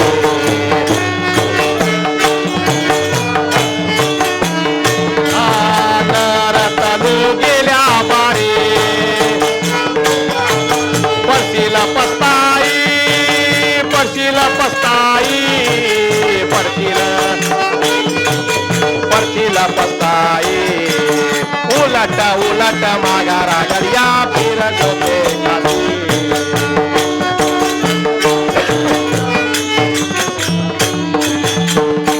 मुक्ताबाई 4 वर्षाच्या, चांगदेव महाराज 1400 वर्षाचे. परंतु काय अधिकार असेल मुक्ताबाईंचा, महान अधिकाराच्या. मुक्ताबाई म्हणतायत चांगदेव महाराजांना, उलट उलट माघारा गडिया फिर गोते खासी. गड्या, आम्ही म्हणू का चांगदेव महाराज गड्या, अधिकार होता म्हणून. गड्या उलट उलट माघारा गडिया, उलट फिर म्हणजे काय, अंतर्मुख हो बाबा, नाहीतर फिर गोते खासी, गोत्यात आल्याशिवाय राहणार नाहीस. नुसता योग बळावर त्याचा उपयोग नाही आहे. सद्गुरूंना शरण जाऊन अनुग्रह घेतलास तर तुला मुक्ती आहे. फिर गोते खासी का, भरला पूर मायेचा लोंढा, या मायेच्या नदीतनं केव्हा वाहून गेलेला तुला कळणार सुद्धा नाही. पुढे म्हणता क्षणभंगुर संसार याचा भरवसा नाही. बाबा संसार क्षणभंगुर आहे. संसार कुठला आहे? चांगदेवर संसार होता का? मग कुठला संसार आहे? फार एक एक आत गेले की बाहेर यायचा अवघड आहे बघा. कुठला संसार आहे? जन्म मरण रूपी संसार आहे. श्वास आत घेणं हा जन्म आणि बाहेर सोडणं हा संसार आहे. हा खरा संसार आहे. त्याचाच खुलासा शंकराचार्य केला. संसरणमिती संसार हा. शंकराचार्य सांगतात हे संसरण आहे ना, हा संसार आहे. क्षणभंगुर संसार याचा भरवसा नाही. एकदा का आयुष्य गेलं नरतनू गेल्या बारे. बाबा 84 लक्ष योनी फिरून झाल्या तुला नरदेह प्राप्त झालाय. नरतनू गेल्या बारे, मग तू पडशील पस्तावायची वेळ येईल. बाबा म्हणे मुक्ताबाई चांग्या, अंतरीची खुण. चांग्या म्हणतात बरं का, सामान्य नव्हते चांगदेव महाराज, महान अधिकाराचे होते. गोष्ट सांगणार नाही आहे, महान अधिकाराचे होते, परंतु त्याला चांग्या म्हणतायत बोध होण्याकरता. म्हणे मुक्ताबाई चांग्या, अंतरीची खुण. काय कर, धरी सद्गुरूचे पाय तुला नेतील उतरवून. ज्ञानोबांचे पाय धर तर ती माया नदी तू तरुण परपार होणार आहेस. म्हणून आशा सगळी नाहीशी व्हायला पाहिजे. म्हणून गेले आशा पाश निवारोनी. अनेक गोष्ट मुखात आले बाबा. सांगतो खंडू जरा थोडं एक 5-10 मिनिटं. काय तुमच्याकडे मला बघावं लागते हो, तुमची जास्त परीक्षा बघून उपयोग नाही. गेले आशा पाश निवारोनी. जीव हा आशेवर जगलेला आहे. जोडपं असतं, सगळ्यांना गोष्ट माहिती आहे. आमच्याबरोबर आलेला एक जोडपं असतं आणि पूर्वीच्या काळी त्यांना काशी यात्रेला जायचं असतं. आणि पूर्वीच्या काळी काशी यात्रा या पायी कराव्या लागायच्या. आता काय विमानानं गेले 2-3 दिवसांना आले असं जाऊन येता येतं, परंतु पूर्वीच्या काळी 6-6 महिने लागायचे. आणि त्यांनी काय केलं, घरात एक मांजर पाळलेला असते. आता मांजराच काय करायचं 6 महिने. ज्याच्या घरात जनावर आहेत त्यांना माहीत आहे बघा, आधी जनावरांची व्यवस्था करायची मग जावं लागते, बरोबर आहे ना. मग ते मांजराचं करायचं काय 6 महिने आणि 2-3 दिवस नाही. कोणा सोपवलं आपलं गेलं, रोज कोण दूध घालणार त्याला. आम्हाला मिळायचे अवघड दूध प्यायला, बरोबर आहे ना. आता या मांजराचं करायचं काय, युक्ती केली. एक काय केलं, मांजराच्या गळ्यात बांगडी घातली, एक दोरी घेतली, एक दोरीचं टोक त्या बांगडीला बांधलं आणि एक दोरीचं टोक, पूर्वीच्या काळी खोटा असायचा बघा, लोखंडी वाटा, त्याला पाय असायचे, त्या पायाला एक टोक बांधलं आणि त्याच्या हाताला न येईल असं एक ताटली घेतली आणि त्या ताटलीमध्ये स्वच्छ पिंजरलेला कापूस ठेवला. सारखा हात लागलेला नाही बरं का, पिवळा झालेला नाही, स्वच्छ पांढरा असा कापूस ठेवला की त्या मांजराला वाटावं काय आहे, लोण्याचा गोळा आहे. आशा लावली बघा, माणसाला आशा लावलेली वाईट. आशा लावून धरू नये माणसाला, मिळेल हे मिळेल म्हणून आशा धरली, गोळ झाला. हाताला नाही असं ठेवलं की त्यानं जेणेकरून त्याला वाटावे की हा लोण्याचा गोळा आहे, या पद्धतीने ठेवलं. गेले काशी यात्रेला, 6 महिने झाले काशी यात्रा करून आले. दार जो उडून बघतात मांजर जिवंत होतं. का, एक ना एक दिवस आशा लागून राहिले तो लोण्याचा गोळा आपल्याला मिळणार. परंतु हे काय करतात, गडबड आल्या आल्या कॉटला जी दोरीची गाठ बांधलेली असती ती सोडतात. सोडल्या सोडल्या ते मांजर त्या लोण्याच्या आशेनं त्या कापसावर झडप घालतं. त्या मांजराला जेव्हा कळतं की हा लोण्याचा गोळा नाही आहे, कापूस आहे, तिथल्या तिथंच ते मान टाकतं. आधी जर लोण्याचा गोळा ठेवला असता खरा आणि जर दोरी सोडली असती तर ते मांजर वाचलं असतं. परंतु शेवटी आशा लागून राहिली, मिळणार आहे, खरं कळलं तेव्हा तिथंच ते गतप्राण होतं. पण आशा वाईट आहे. पण गेले आशा पाश निवारोनी. आशेचा पाश नाहीसा व्हायला पाहिजे. विषय तो त्यांचा पुढे झाला पाहिजे, झाला नारायण नावडे धन जन माता पिता. आता आधी आमचे 5 विषय आहेत. कुठले? शब्द, स्पर्श, रूप, रस आणि गंध. आता तुकाराम मला सांगतात नारायण विषय व्हायला पाहिजे. नारायणाच्या वाट्याला किती येणार? 1/6. 1/6 नाही, 1/51 व्हायला पाहिजे. एकच विषय, विषय तो त्यांचा झाला नारायण. सगळा विषयामुळे घोळ झालाय, विषयाचा विसर पडला पाहिजे. अवघड आहे या कलिकालात तरी विषयाचा विसर फार अवघड आहे. विषयी विसर पडिला निश्चय अंगी ब्रह्मरस टकावला अंगी ब्रह्मरस. या विषयापासून मिळणारं सुख आहे हे घेताना गोड वाटतं परंतु परिणामी कडू असतं. विषय भोगी जे सुख ते साध्यंतीची जाण दुःख. ज्ञानोबांची उवे सुंदर परंतु घेताना आम्हाला गोड वाटतं परंतु परिणामी ते कडू आहे. विषय विषयाचा पडिपाडू. काय होतं गोड परमार्थ लागे कडू. गोड असणारा परमार्थ केवळ आम्ही विषयाधीन झाल्यामुळं गोड असणारा परमार्थ आम्हाला कडू लागतो. पण विषयाचा विसर कसा पडला पाहिजे. निशेष म्हणजे काय. पूर्वीच्या काळी वर्गात सांगायचे बघा निशेष भाग गेला पाहिजे. सर शिकवायचं बरोबर आहे ना. निशेष भाग म्हणजे बाकी शून्य उरली पाहिजे. विषयाचा विसर निशेष कोणत्याही प्रकारचा विषय अंतर्यामी शिल्लक राहता कामा नये. विषयी विसर पडला निशेष तेव्हा काय होतं अंगी ब्रह्मरस. आमरस नाही अंगी ब्रह्मरस चटावला म्हणा किंवा ठसावला. ब्रह्मरस हा काढा आहे बरं का. तर जर जो आम्ही घेतला तेने पिढा वारेल. सगळ्या पिढा आपोआपच नाहीशा होतील परंतु तो ब्रह्मरस आहे ना तो मुखानं ग्रहण करायचा असत नाही. तो जो ब्रह्मरस आहे हरिरस आहे ना तो मुखानं ग्रहण करायचा असत नाही. आम्हाला एक रस म्हटलं की सुधारस आमरस एवढेच आम्हाला माहिती बरोबर आहे ना. एक सद्गुरू आणि शिष्य बसलेले असतात. सद्गुरू सांगतात शिष्याला हरिरस पिओ हरिरस पिओ. शिष्याला वाटतं प्यायचं आ करून बसतोय बघा. तेव्हा सद्गुरू सांगतात मुख से न लिजो श्रवण से लिजो. हा जो हरिरस आहे ना हा मुखानं ग्रहण करायचाच नाही श्रवणानं घ्यायचा. रस तिला कानात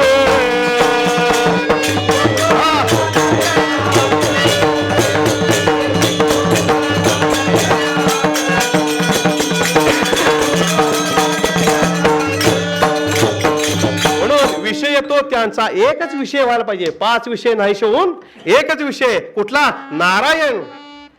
आता भगवंताची अनेक नामं सांगितलेत. नारायणच का सांगितलं हो. नारायण नामाला अत्यंत महत्व आहे.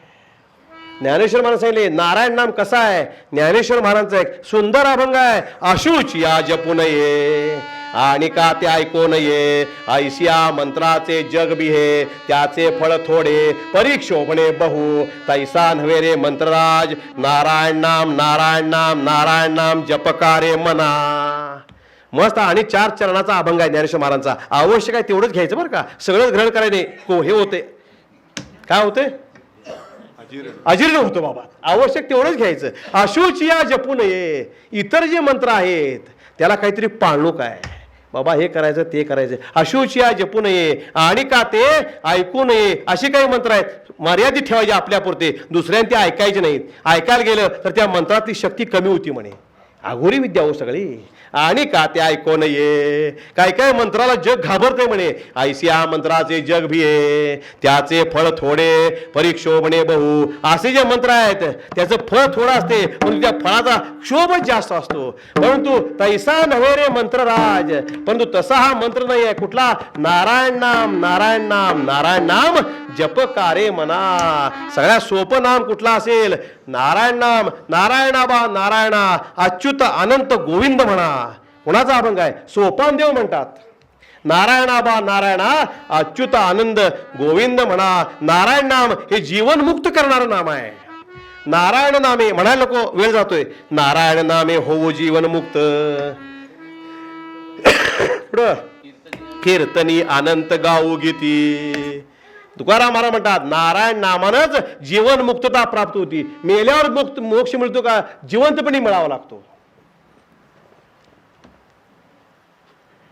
मोक्ष जिवंतपणी मिळावा लागतो का मेल्यावर मिळतो. उलट होता. जिवंतपणी मिळाला तर मेल्यावर मिळतो मोक्ष. बघा आमची एक काय कल्पना आहे भ्रामक कल्पना. कावळा शिवला म्हणजे मोक्ष झालं बघा. आम्ही असं बघतच असतो केव्हा कावळा टोच मारतोय पिंडाला. अरे संतांच्या पिंडाला कावळा शिव अगर न शिव ते मुक्तच असतात.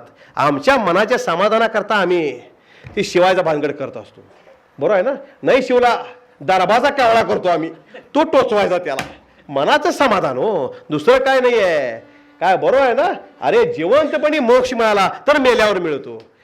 नारायण नामे होऊ जीवनमुक्त, कीर्तनी अनंत गाऊ गीती. जिवंतपणी मिळाला तर मेल्यावर मिळतो. स्वर्ग मात्र मेल्याशिवाय मिळत नाही.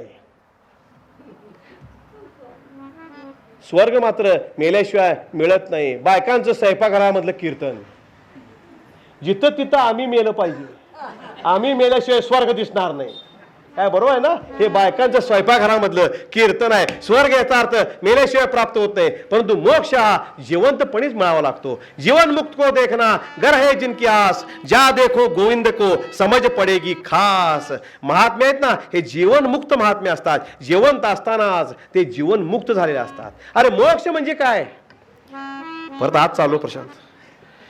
मोक्ष म्हणजे काय आहे? असं काय पदार्थ आहे का मोक्ष मिळावा? प्रत्येक माणसाची इच्छा आहे मला मुक्ती मिळावी, मोक्ष मिळावा.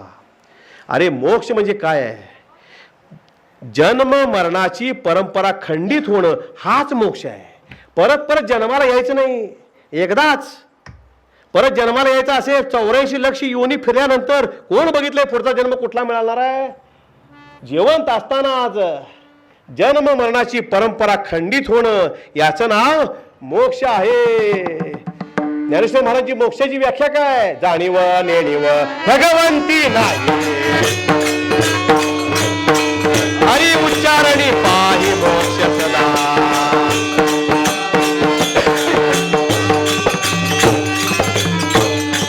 जाणीव नेणीव रहित भगवंताच्या नामाच्या उच्चाराशी जीवाचं होणारा तादात्म्य म्हणजे तो मोक्ष आहे. मोक्ष नव्हे स्नाने, मोक्ष नव्हे दाने, तपतीर्थाटने, मोक्ष नव्हे कुठेही जावा, मोक्षाची प्राप्ती तुम्हाला होणार नाही. नाम घेतलं तरच मोक्ष आहे. मुखी नाम हाती मोक्ष ऐशी साक्ष बहुताची. पण विषय तो त्यांचा झाला नारायण नाम. नारायण नाम हे जीवनमुक्त करणार आहे. नारायण उपनिषद म्हणणे काय उपनिषद आहे? त्या नारायण नामाचं महत्व सांगितलंय. ओम नमो नारायणाय या जर महामंत्राचा रोज 13,000 जप केला, रोज 13,000 जप केला तर त्या गृहस्थाला ॲव्हरेज 100 वर्षाचं आयुष्य प्राप्त होतं. असं या नारायण नामाचं महत्व नारायण उपनिषदामध्ये सांगितलेलं आहे. म्हणून नारायण विषय सांगितला का? या करता विषय तो त्यांचा झाला नारायण. तेव्हा काय होतं? एकच विषय झाला परमात्मा. नावडे धन जन माता पिता. पैसा आवडत नाही, फारच अवघड आहे हो.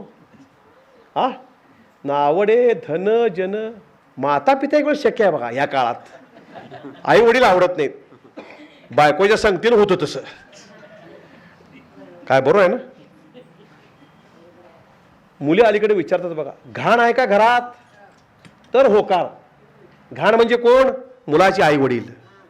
आत्ता या काळातली परिस्थिती आहे बरं का, मी मंच सांगत नाही. ती घाण असेल होकार देणार नाही म्हणती मुलगी. असा एक काळ येईल मुलींना पोरगा मिळणारच नाही, लक्षात ठेवा. अशी एक दिवस अवस्था येईल बघा. खोटं सांगत नाही आहे. अशा जर आपल्या मागण्याने हे वाढत राहिल्या असा काळ येईल. हुडकायची पाळ येईल. मुलं द्या, कसला का असू दे द्या. अशी एक ना एक काळ परिस्थिती येणार आहे. नावडे धनजन माता पिता. अरे आई आणि वडील हे देव आहेत. काय केव्हा कळायचं मुलांना? अण्णा किती वेळा सांगायचे आई आणि वडील हे आपले देव आहेत. हे प्रत्येक मुलाला कळलं पाहिजे. हे जेव्हा कळेल त्याचा निम्मा परमार्थ पुरा होतो आणि उरलेला परमार्थ सद्गुरूंच्या कृपेनं पूर्ण होऊन तो साधक परपार होतोय. या काळात तरी आई आणि वडील हे देव आहेत ते प्रत्येकाला कळलंच पाहिजे. पण अण्णा सांगायचे कीर्तनात, व्यवसायाला जाताना, नोकरीला जाताना आई वडिलांच्या पाया पडा आणि मग व्यवसायाला जावा. बरकत आल्याशिवाय राहणार नाही. शेवटी अनुभव हीच खात्री आहे हो. मग नावडे धन जन माता पिता ही अवस्था काय आहे? प्रपंचातली आसक्ती कमी होती. नावडे धनजन माता पिता याचा काय अर्थ काय? प्रपंचातली आपली जी अडकून पडलो ना आम्ही, ती आसक्ती कमी होणं ह्याचाच अर्थ नावडे धनजन माता पिता. केव्हा होईल? विषय तो त्यांचा झाला नारायण. असा जर विषय झाला नारायण विषय तर प्रपंचातली आसक्ती आपोआपच कमी होते बघा. परंतु आमची प्रपंचातली आसक्ती कमी होत नाही हो. काय आज गेलो असतो कीर्तनला, परंतु एक जरा घरात काम लागले बाबा. काम सारायचं बाजूला. मी माझ्या कीर्तनला या म्हणून सांगत नाही बरं का. जिथं चालू असेल काम बाजूला सारून आपण ऐकायला गेलं पाहिजे. का हे परत परत मिळणार नाहीये. काय बरोबर आहे ना. मग नावडे धनजन माता पिता थोडे का विना प्रपंचातली आसक्ती आमची कमी व्हायला पाहिजे. आम्ही काय झाले गुरफटलो मला संसारात. काय यायचं अहो कीर्तनला काय जमतच नाही अजून. अरे जमवल्याशिवाय तुला कसं जमेल बाबा. मनाचा निर्धार पाहिजे. मनाचा निर्धार असेल एका जनार्दनी निर्धार तेथे प्रगटे विश्वंभर. निर्धार असेल परमात्मा प्रगट होते तुझ्यासमोर. तू निर्धारच करत नाहीस त्याला काय उपयोग आहे. म्हणून प्रपंचातली आसक्ती कमी होणं हे अत्यंत महत्वाचं आहे. केव्हा होईल विषय तो त्यांचा झाला नारायण. मग काय होईल निर्वाणी गोविंदासे मागे पुढे काहीच साकडे पडो नेदी. अरे परमात्मा आपल्या मागा असेल तर आपल्याला काही साकडे पडायची शक्यता आहे का हो. असा एक अर्थ झाला. पण दुसरा अर्थ काय आहे निर्वाणी गोविंद असे मागे पुढे. गोविंद मागे पुढे आमच्या केव्हा करेल. निर्वाण मांडलं तर. आम्ही निर्वाण मांडलं तर काय मांडणार नाही. असेल हरी देईल खाटल्यावरी बस बाबा तसा म्हणतोय. मग तो सगळं आम्हाला ऐकतं पाहिजे बघा. अरे परमात्मा प्रयत्न केल्याशिवाय काय नाही आहे. प्रयत्नांती कोणत्याही गोष्टीला प्रयत्न पाहिजेत. व्यवसायात असं नाही व्यवहार असं नाही परमार्थात सुद्धा प्रयत्न पाहिजेच. साधना ही आम्ही केलीच पाहिजे. त्याशिवाय आमच्या हाताला काही लागणार नाही आहे. बाबा असेल हरी तर देईल खाटल्यावरी. गेले पूर्वीच्या काळातले लोडा टक्क्याला टिकून बसायचं आणि टिक्या घरात येऊन पडायच्या. तो काळ आता गेला. स्वतः शेतात राबावं लागतं त्याशिवाय तसं उत्पन्न आपल्याला मिळत नाही. कोणत्याही गोष्टीला निर्वाण मांडलं पाहिजे. निर्वाणी गोविंद असे मागे पुढे. एखादी गोष्ट प्राप्त होण्याकरता निकराचा प्रयत्न करणं म्हणजे ते काय आहे निर्वाण आहे. आम्ही वापरतो त्यांचं निर्वाण झालं तो भाग मिळा बरं का. निर्वाण झालं निर्याण झालं ते गेले त्यांची कथा आटोपली. काय बरोबर आहे ना. हे वेगळं. पण निर्वाण याचा अर्थ काय आहे एखादी गोष्ट प्राप्त होण्याकरता निकराचा प्रयत्न करणं म्हणजे ती निर्वाण मानणं. असं आम्ही केले का हो. परमात्मा आम्हाला प्राप्त व्हायलाच पाहिजे असे आम्ही प्रयत्न केलेत का. जोपर्यंत आम्ही प्रयत्न करत नाही तोपर्यंत आम्हाला परमात्म्याची प्राप्ती कदापि शक्य नाही. निळोबा रायना तुकाराम महाराजांचा अनुग्रह पाहिजे होता. तुकाराम महाराजांचा अनुग्रह पाहिजे होता निळोबा रायना. आणि तोपर्यंत त्या दरम्यान काय झालं तुकाराम महाराजांनी सदैव वैकुंठ गमन केलं. काय नारायणराव माहिती आहे ना गोष्ट. अण्णांच्या तोंडून ऐकले तुम्ही. सदैव वैकुंठ गमन केलं. ह्यांच्या मनाला रुखरुख लागली. आम्ही काय विचार केला असता काय आमच्या प्रारब्धात नाही आहेत. दुसरा गुरु बघूया काय बरोबर आहे ना. अशी आमची बुद्धी. परंतु निळोबा आहे ना तुकाराम महाराजांचाच अनुग्रह निर्वाण तुकाराम महाराजांचाच अनुग्रह पाहिजे होता. पूर्वीच्या काळी सिटी स्कूलला प्रवेश पाहिजे असायचा आमच्या इथं बरं का. काय सिटी स्कूलला मिळालं नाही बाबा. पटोदा हायस्कूलला घे पटोदाला मिळालं नाही. मालवा हायस्कूल आहे नाहीतर आमचं आरवाडे आहेच. गेले की ए नारायण शाळा आहे बाबा. विठाल विठाल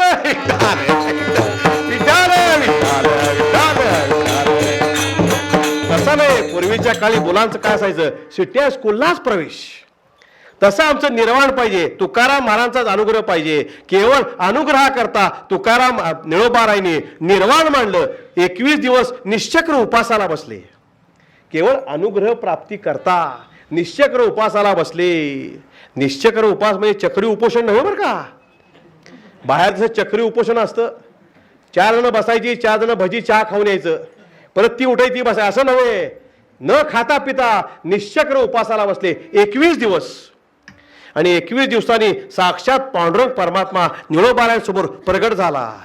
आणि निळोबारायांना म्हणतोय निळोबाराय निळोबा काय इच्छा आहे. तेव्हा निळोबारायांनी सांगितलं काय भाव असेल हो. निळोबारायांनी सांगितलं भगवंताला पांडुरंगाने सांगितलं हे अनुष्ठान तुझ्याकरता मांडलेलं नाही आहे.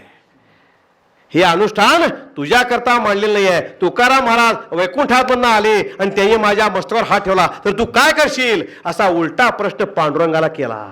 पांडुरंग परमात्मा निघून गेला आणि केवळ अनुग्रह करता परत 21 दिवस तुकाराम महाराज कशाला बसले? निश्चय करून उपासाला बसले आणि केवळ या डोळोबारांचा भाव बघून, निर्धार बघून, मांडलेलं निर्वाण बघून केवळ निळोबारायण करता तुकाराम महाराजांना वैकुंठातनं यावं लागलं. येवोनिया कृपावंते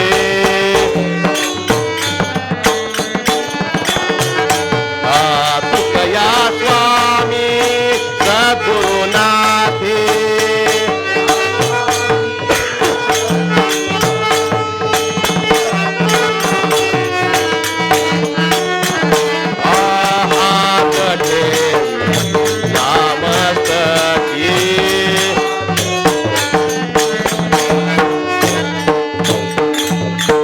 तुकाराम महाराज वैकुंठातनं 3 वेळा आले बरं का. एकदा तुळोबारायण करता, एकदा संताजी तिली जगनारायण करता आणि एकदा त्यांच्या मुली करता आले. तो गोष्टीचा भाग वेगळाच आहे बरं का, तो काय सांगत नाही आता. येऊन या कृपावंते. कोण कृपावंत? तुकाराम महाराज. तुकया स्वामी सद्गुरुनाथे. काय केलं? खाली येऊन हात ठेविला मस्तकी, देवनी प्रसाद केले सुखी. मस्तकावर हात ठेवला आणि मंगलते आम्हाला जो प्रसाद दिलाय तो प्रसाद त्यांच्या हातावर ठेवला. बाबा प्रसाद म्हणजे काय? प्रसाद असतो प्रसन्नता. प्रसाद याचा अर्थ काय आहे? अनुग्रह दिला. प्रसाद प्राप्त होणं म्हणजे तो अनुग्रह प्राप्त होणं. देवनी प्रसाद केले सुखी. मस्तकावर हात ठेवला. ती क्रिया त्यांच्यामध्ये उमटवली. निळा म्हणे मी बोलता दिसे परी, त्याची सत्ता. मी बोलतोय खरं निळोबारायण म्हणतात, पण सत्ता कोणाची आहे? तुकाराम महाराजांची आहे. का घडलं? निर्वाण मांडलं म्हणून. निर्वाणी गोविंद. आज जर आम्ही निर्वाण मांडलं तर गोविंद नाम परमात्मा मागे पुढे करायला हरकत काय? मागे पुढे बघत नाही. निर्वाणी गोविंद असे मागे पुढे. अरे भगवान रक्षण करायला तयारच आहे. तयारक्षी स्वये राम सीतापती. सर्वत्र आकांती आकाळी.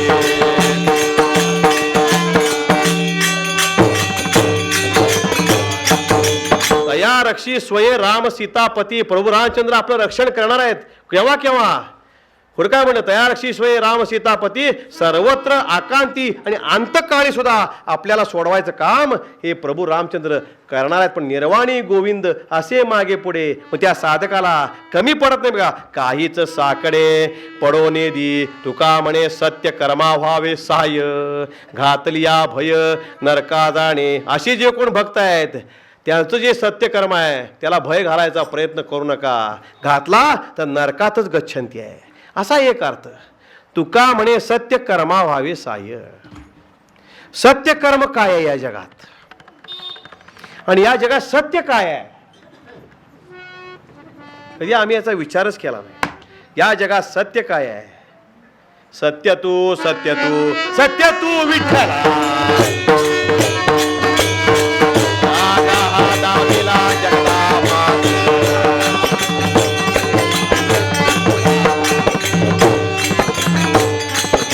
सत्य तू सत्य तू सत्य तू विठ्ठला. तुकाराम महाराज म्हणतात सत्य काय आहे? पांडुरंग परमात्मा तेवढा सत्य आहे. कागा हा दाविला जगदाभास किंवा सत्य साच खरे. काय पुढं? नाम विठोबाचे बरे. 3 वेळा सांगितलं. सत्य म्हणजेच काय? साच. आणि साच म्हणजेच काय? खरं. तिन्हीचा अर्थ एकच आहे. मग 3दा का सांगितलं? पटण्याकरता. त्रिवार तुला सांगतो म्हणतात बघा. तसं आम्हाला सांगितलं या जगात खरं काय आहे? सत्य साच खरे, नाम विठोबाचे बरे. विठोबा म्हणजे काय आहे? विठ्ठल म्हणजे काय आहे? विद अधिक स्थल इज इक्वल टू विठ्ठल. विद म्हणजे काय? जाणणे. जाणणे, जाणण्याचं स्थल म्हणजे ठिकाण म्हणजे तो विठ्ठल आहे. म्हणून पांडुरंगाला जाणायचं म्हणून विठ्ठल ही अनुभूती आहे. काय काय बघा पटते का? विठ्ठल ही अनुभूती आहे. म्हणून संपूर्ण ज्ञानेश्वरीमध्ये विठ्ठल हा शब्द कुठेही नाही आहे. पण आहे का नाही बघण्याकरता वाचली पाहिजे. बघा तुम्ही कुठेही तुम्हाला सापडणार नाही विठ्ठल हा शब्द. खरं तर विठ्ठलाचा अंश ज्ञानेश्वर महाराज, परंतु विठ्ठल हा शब्द आहे का? ज्ञानेश्वर म्हणजे विठ्ठल हा शब्द नाही. का? विठ्ठल म्हणजे काय? जाणण्याचं ठिकाण म्हणजे तो विठ्ठल आहे.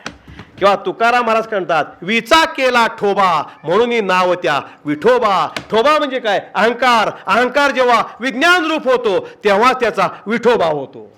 आम्ही म्हणतो विठोबा रखुमाई. जय जय विठोबा रखुमाई.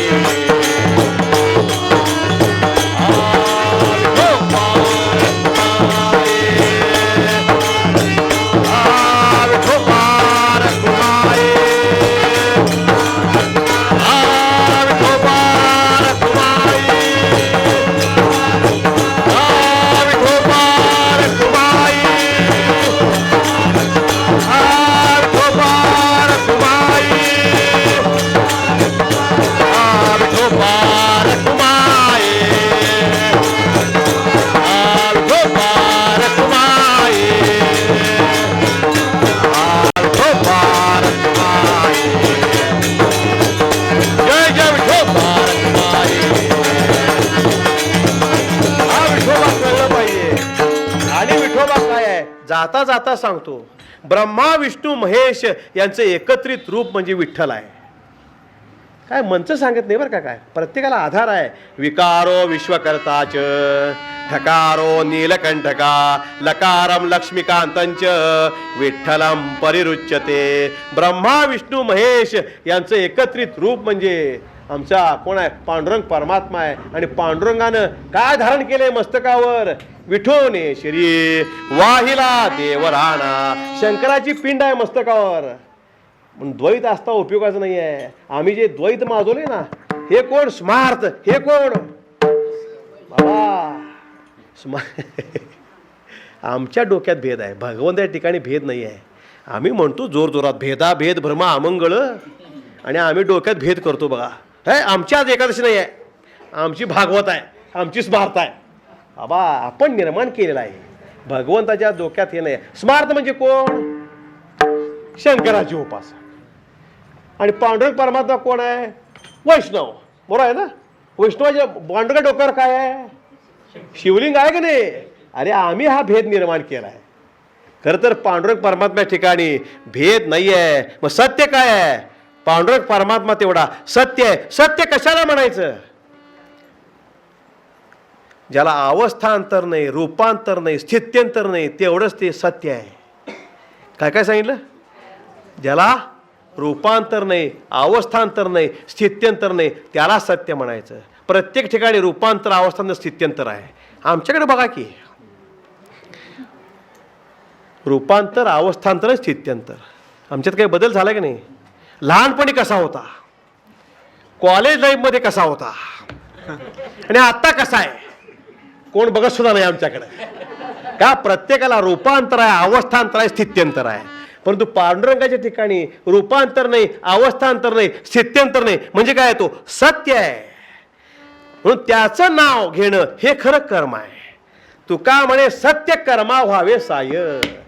भगवंताचं नामस्मरण करणं, भगवंताचं नाम घेणं हेच कर्म आहे. कुळाचार कुठला आहे? पांडुरंगाचं नाम घेणं हाच कुळाचार आहे. वाढवाया सुख भक्ती भाव धर्म.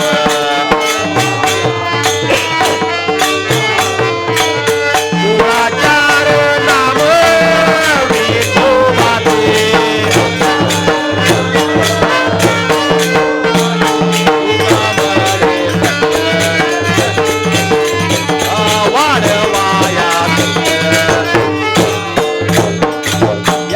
शेवटी म्हणले कुळाचार नाम विठोबाचे. नाम घेणं हाच आपला कुळाचार व्हायला पाहिजे. कुळाचार म्हणलं की नाही आपल्या डोक्यात येतं की आपली जी कुलदैवत आहेत त्यांना जाणं, त्यांचं नैवेद्य करणं, हा कुळाचार आहेच. पण देह म्हणजे कुळ आहे, आणि आत आहेत ती पोटकुळ आहेत. देहामध्ये देह म्हणजे कुळ आहे. बऱ्याच ठिकाणी अभंगामध्ये देहाला अनुलक्षून कुळ हा शब्द आलेला आहे बरं का. त्यात आम्ही वाढवत नाही आहे. म्हणून कुळाचार म्हणजे हा देहाचा आचार काय व्हायला पाहिजे? कुळाचार नाम विठोबाचे. पांडुरंगाचं नामस्मरण हाच आमच्या देहाचा आचार व्हायला पाहिजे. तसं तुका म्हणे सत्य कर्मा व्हावे साय. असे जे कोण करत असतील पांडुरंगाचं नामस्मरण त्यांना तुम्ही सहाय्यभूत व्हा. अरे नुसतं तुम्ही सहाय्यभूत झाला ना तर त्यातलं पुण्य तुम्हाला प्राप्त होणार आहे. साधन करत असताना आम्ही बाहेर जरी बडबडलो नाही तर ते साधन करण्याला थोडं फार का होईना पुण्य तुम्हाला मिळणार आहे, लक्षात ठेवा. म्हणून पडवीत बोलायचं नाही. काही न करता पुण्य बघा, बघा काय जमते का तुम्हाला, काय पटते का बघा बरं का. मी काय सांगत नाही, काही न करता पुण्याचे. म्हणून असा जो सत्य कर्म करत असेल त्याला तुम्ही सहाय्यभूत व्हा, त्याला मदत करा. बाबा तू करतोयस ना, कर. लागलाय देवाच्या माग, खोड लागायची पाळी आली, लोक म्हणतात असं त्याला. बाबा करत असेल ना करू दे, आपल्याला जमत नाही त्याला तर करता येते की नाही. लोकाला काय वर काढायचं काम करा. अशा बोलल्यानं काय होतो, 4 पावलं पुढे गेलेला 2 पावलं मागे येतो माणूस. कायम त्याला पुढे न्यायचा प्रयत्न करा. परमात्मा तरी हे फार महत्वाचं आहे. आम्ही काय करतो, एकमेकाचे पाय ओढायचं काम करतो. त्याला काय जमते म्हणतो आपण, तुला काय जमले पहिला सांग. आम्ही काय करतो, लोकांचे पाय ओढायचं काम करतो. पाय ओढायचं काम करू नका. दुसरा जर परमार्थ करत असेल तर त्याला तुम्ही सहाय्यभूत व्हा, मदत करा, असं माझं म्हणणं आहे बरं का. वैयक्तिक माझं मत मी तुम्हाला सांगितलं. तू का म्हणे, सत्य कर्मा व्हावे सहाय्य. त्याला जर घाबरवायचा प्रयत्न केला, घातली या भय नरका जाणे, घाबरवायचा प्रयत्न केला तर तुकाराम महाराज म्हणतात तुझी गच्छंती कुठं आहे, नरकामध्ये आहे. श्रीराम जय राम, जय जय राम.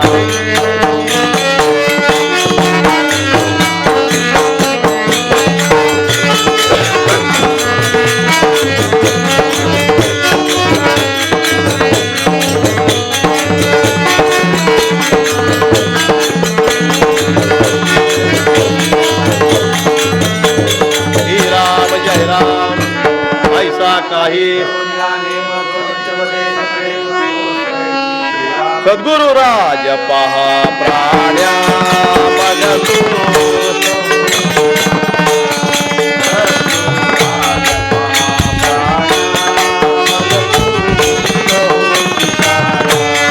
त्रिकूट शिखरावरती पाहे वसती जाती आहे. त्रिकूट शिखरावरती पाहे वसती जाती आहे.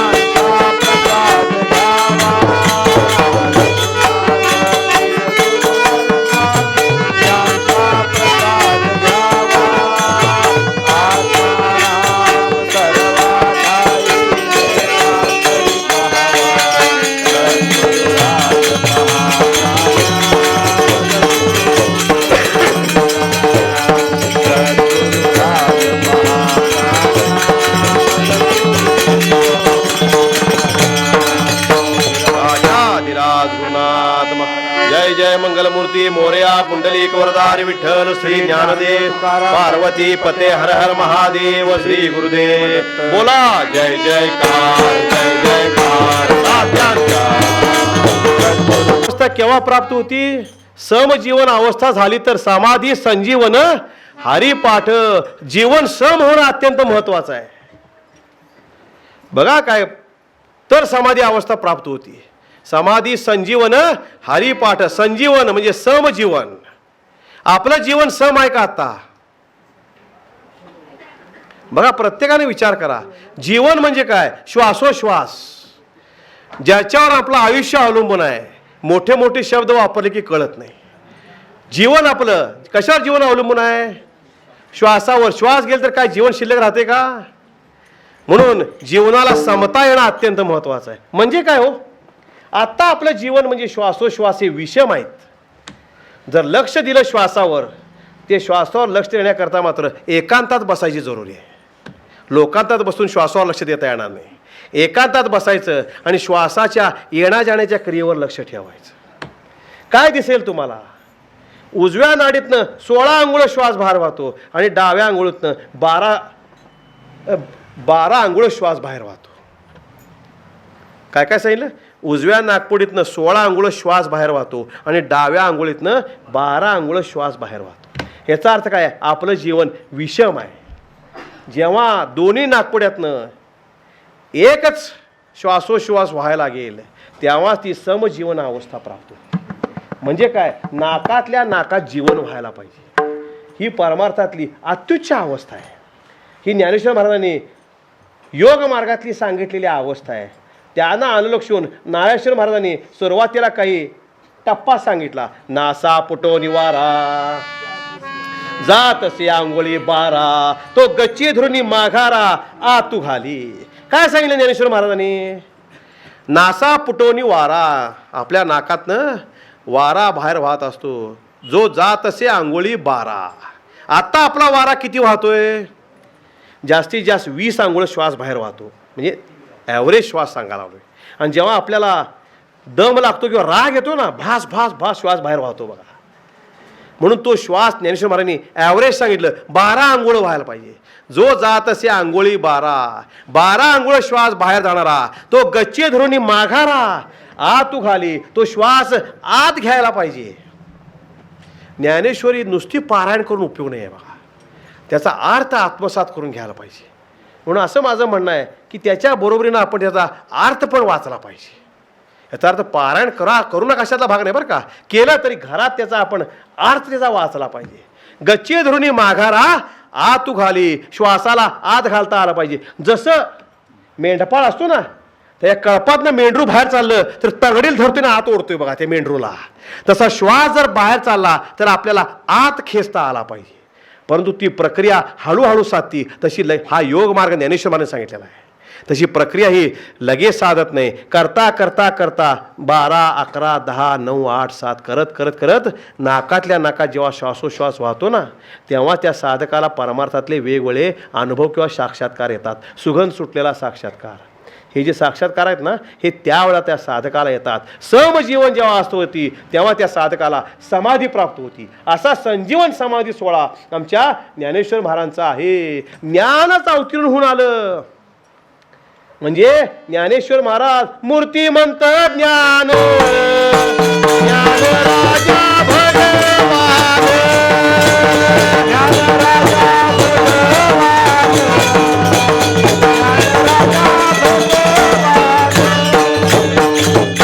ज्ञानाचं अवतीर्ण होऊन आलं. ज्ञानाची जागृती वेगळी बघा. काय काय एक गोष्टी फार महत्वाच्या आहेत.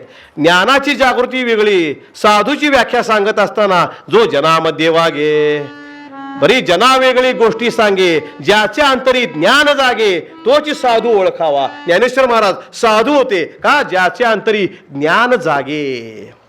म्हणून त्यांचं नाव ज्ञानदेव आहे. हो, देवदत्त ज्ञान आहे त्यांच्याकडं. काय? ज्याच्या अंतरी ज्ञान जागे. एक गोष्ट इथं बघण्यासारखी आहे. ज्ञानाची जागृती वेगळी. काय नारायणराव आठवते की नाही? ज्ञानाची जागृती वेगळी आणि अंतर्यामी ज्ञानच जागता असणं ही गोष्ट वेगळी आहे. पण ज्ञानेश्वर महाराज उपजताची ज्ञानी हे वर्म आले लोटांगणी सांगदेव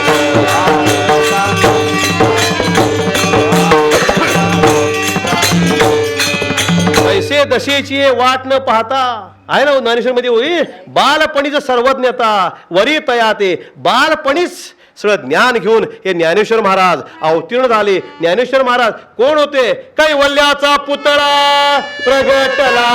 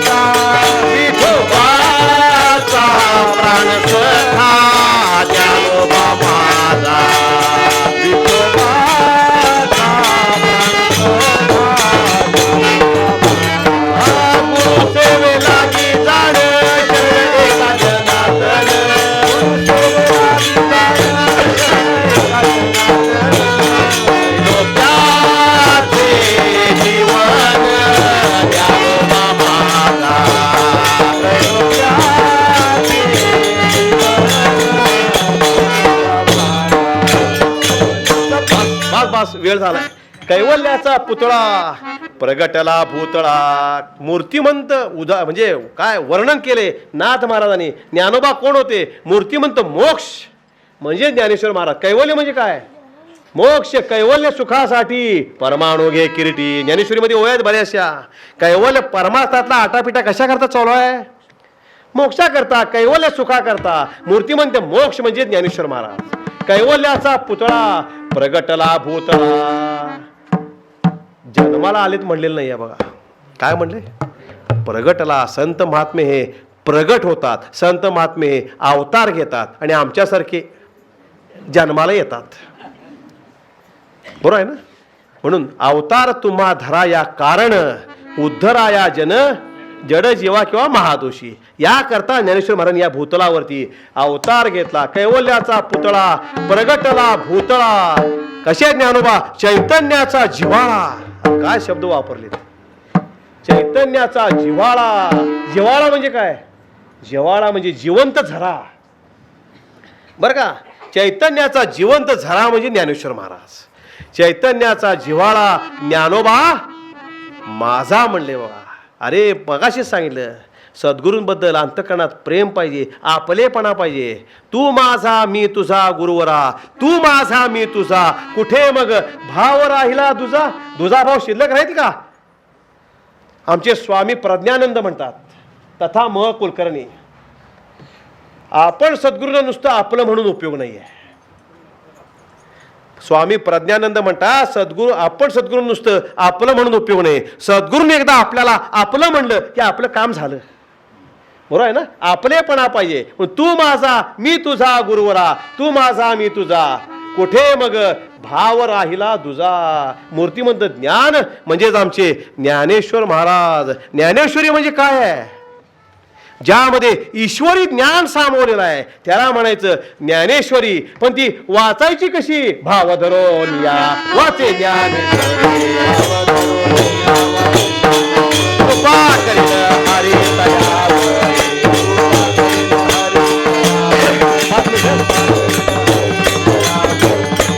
ज्यामध्ये ईश्वरी ज्ञान साठवलेलं आहे अशी ज्ञानेश्वरी. ज्या ज्ञानेश्वरीची 108 पारायण केली असता अंतर्यामी काय त्याचा अर्थ अंतर्यामी प्रगट होतो. म्हणून ज्ञानेश्वरी हे काय आहे? प्रासादिक ग्रंथ आहे. जो ग्रंथ वाचला असताना किती वेळा? आकडा बघितला पाहिजे फक्त. 108 वेळा वाचला असताना अंतर्यामी त्यातला अर्थ प्रगट होतो. म्हणून ईश्वरी ज्ञान आहे ती ज्ञानेश्वरी. म्हणून भाव धरून या वाचे ज्ञानेश्वरी. ज्ञानेश्वरी वाचा, भाव धरून वाचा. कृपा करेला हरी तयावरी. आता भाव धरायचं म्हणजे काय? आम्ही धरतोच की. आता भाव धरणे म्हणजे संशय टाकणे. नसंडी रे भावो टाकी रे संदेह.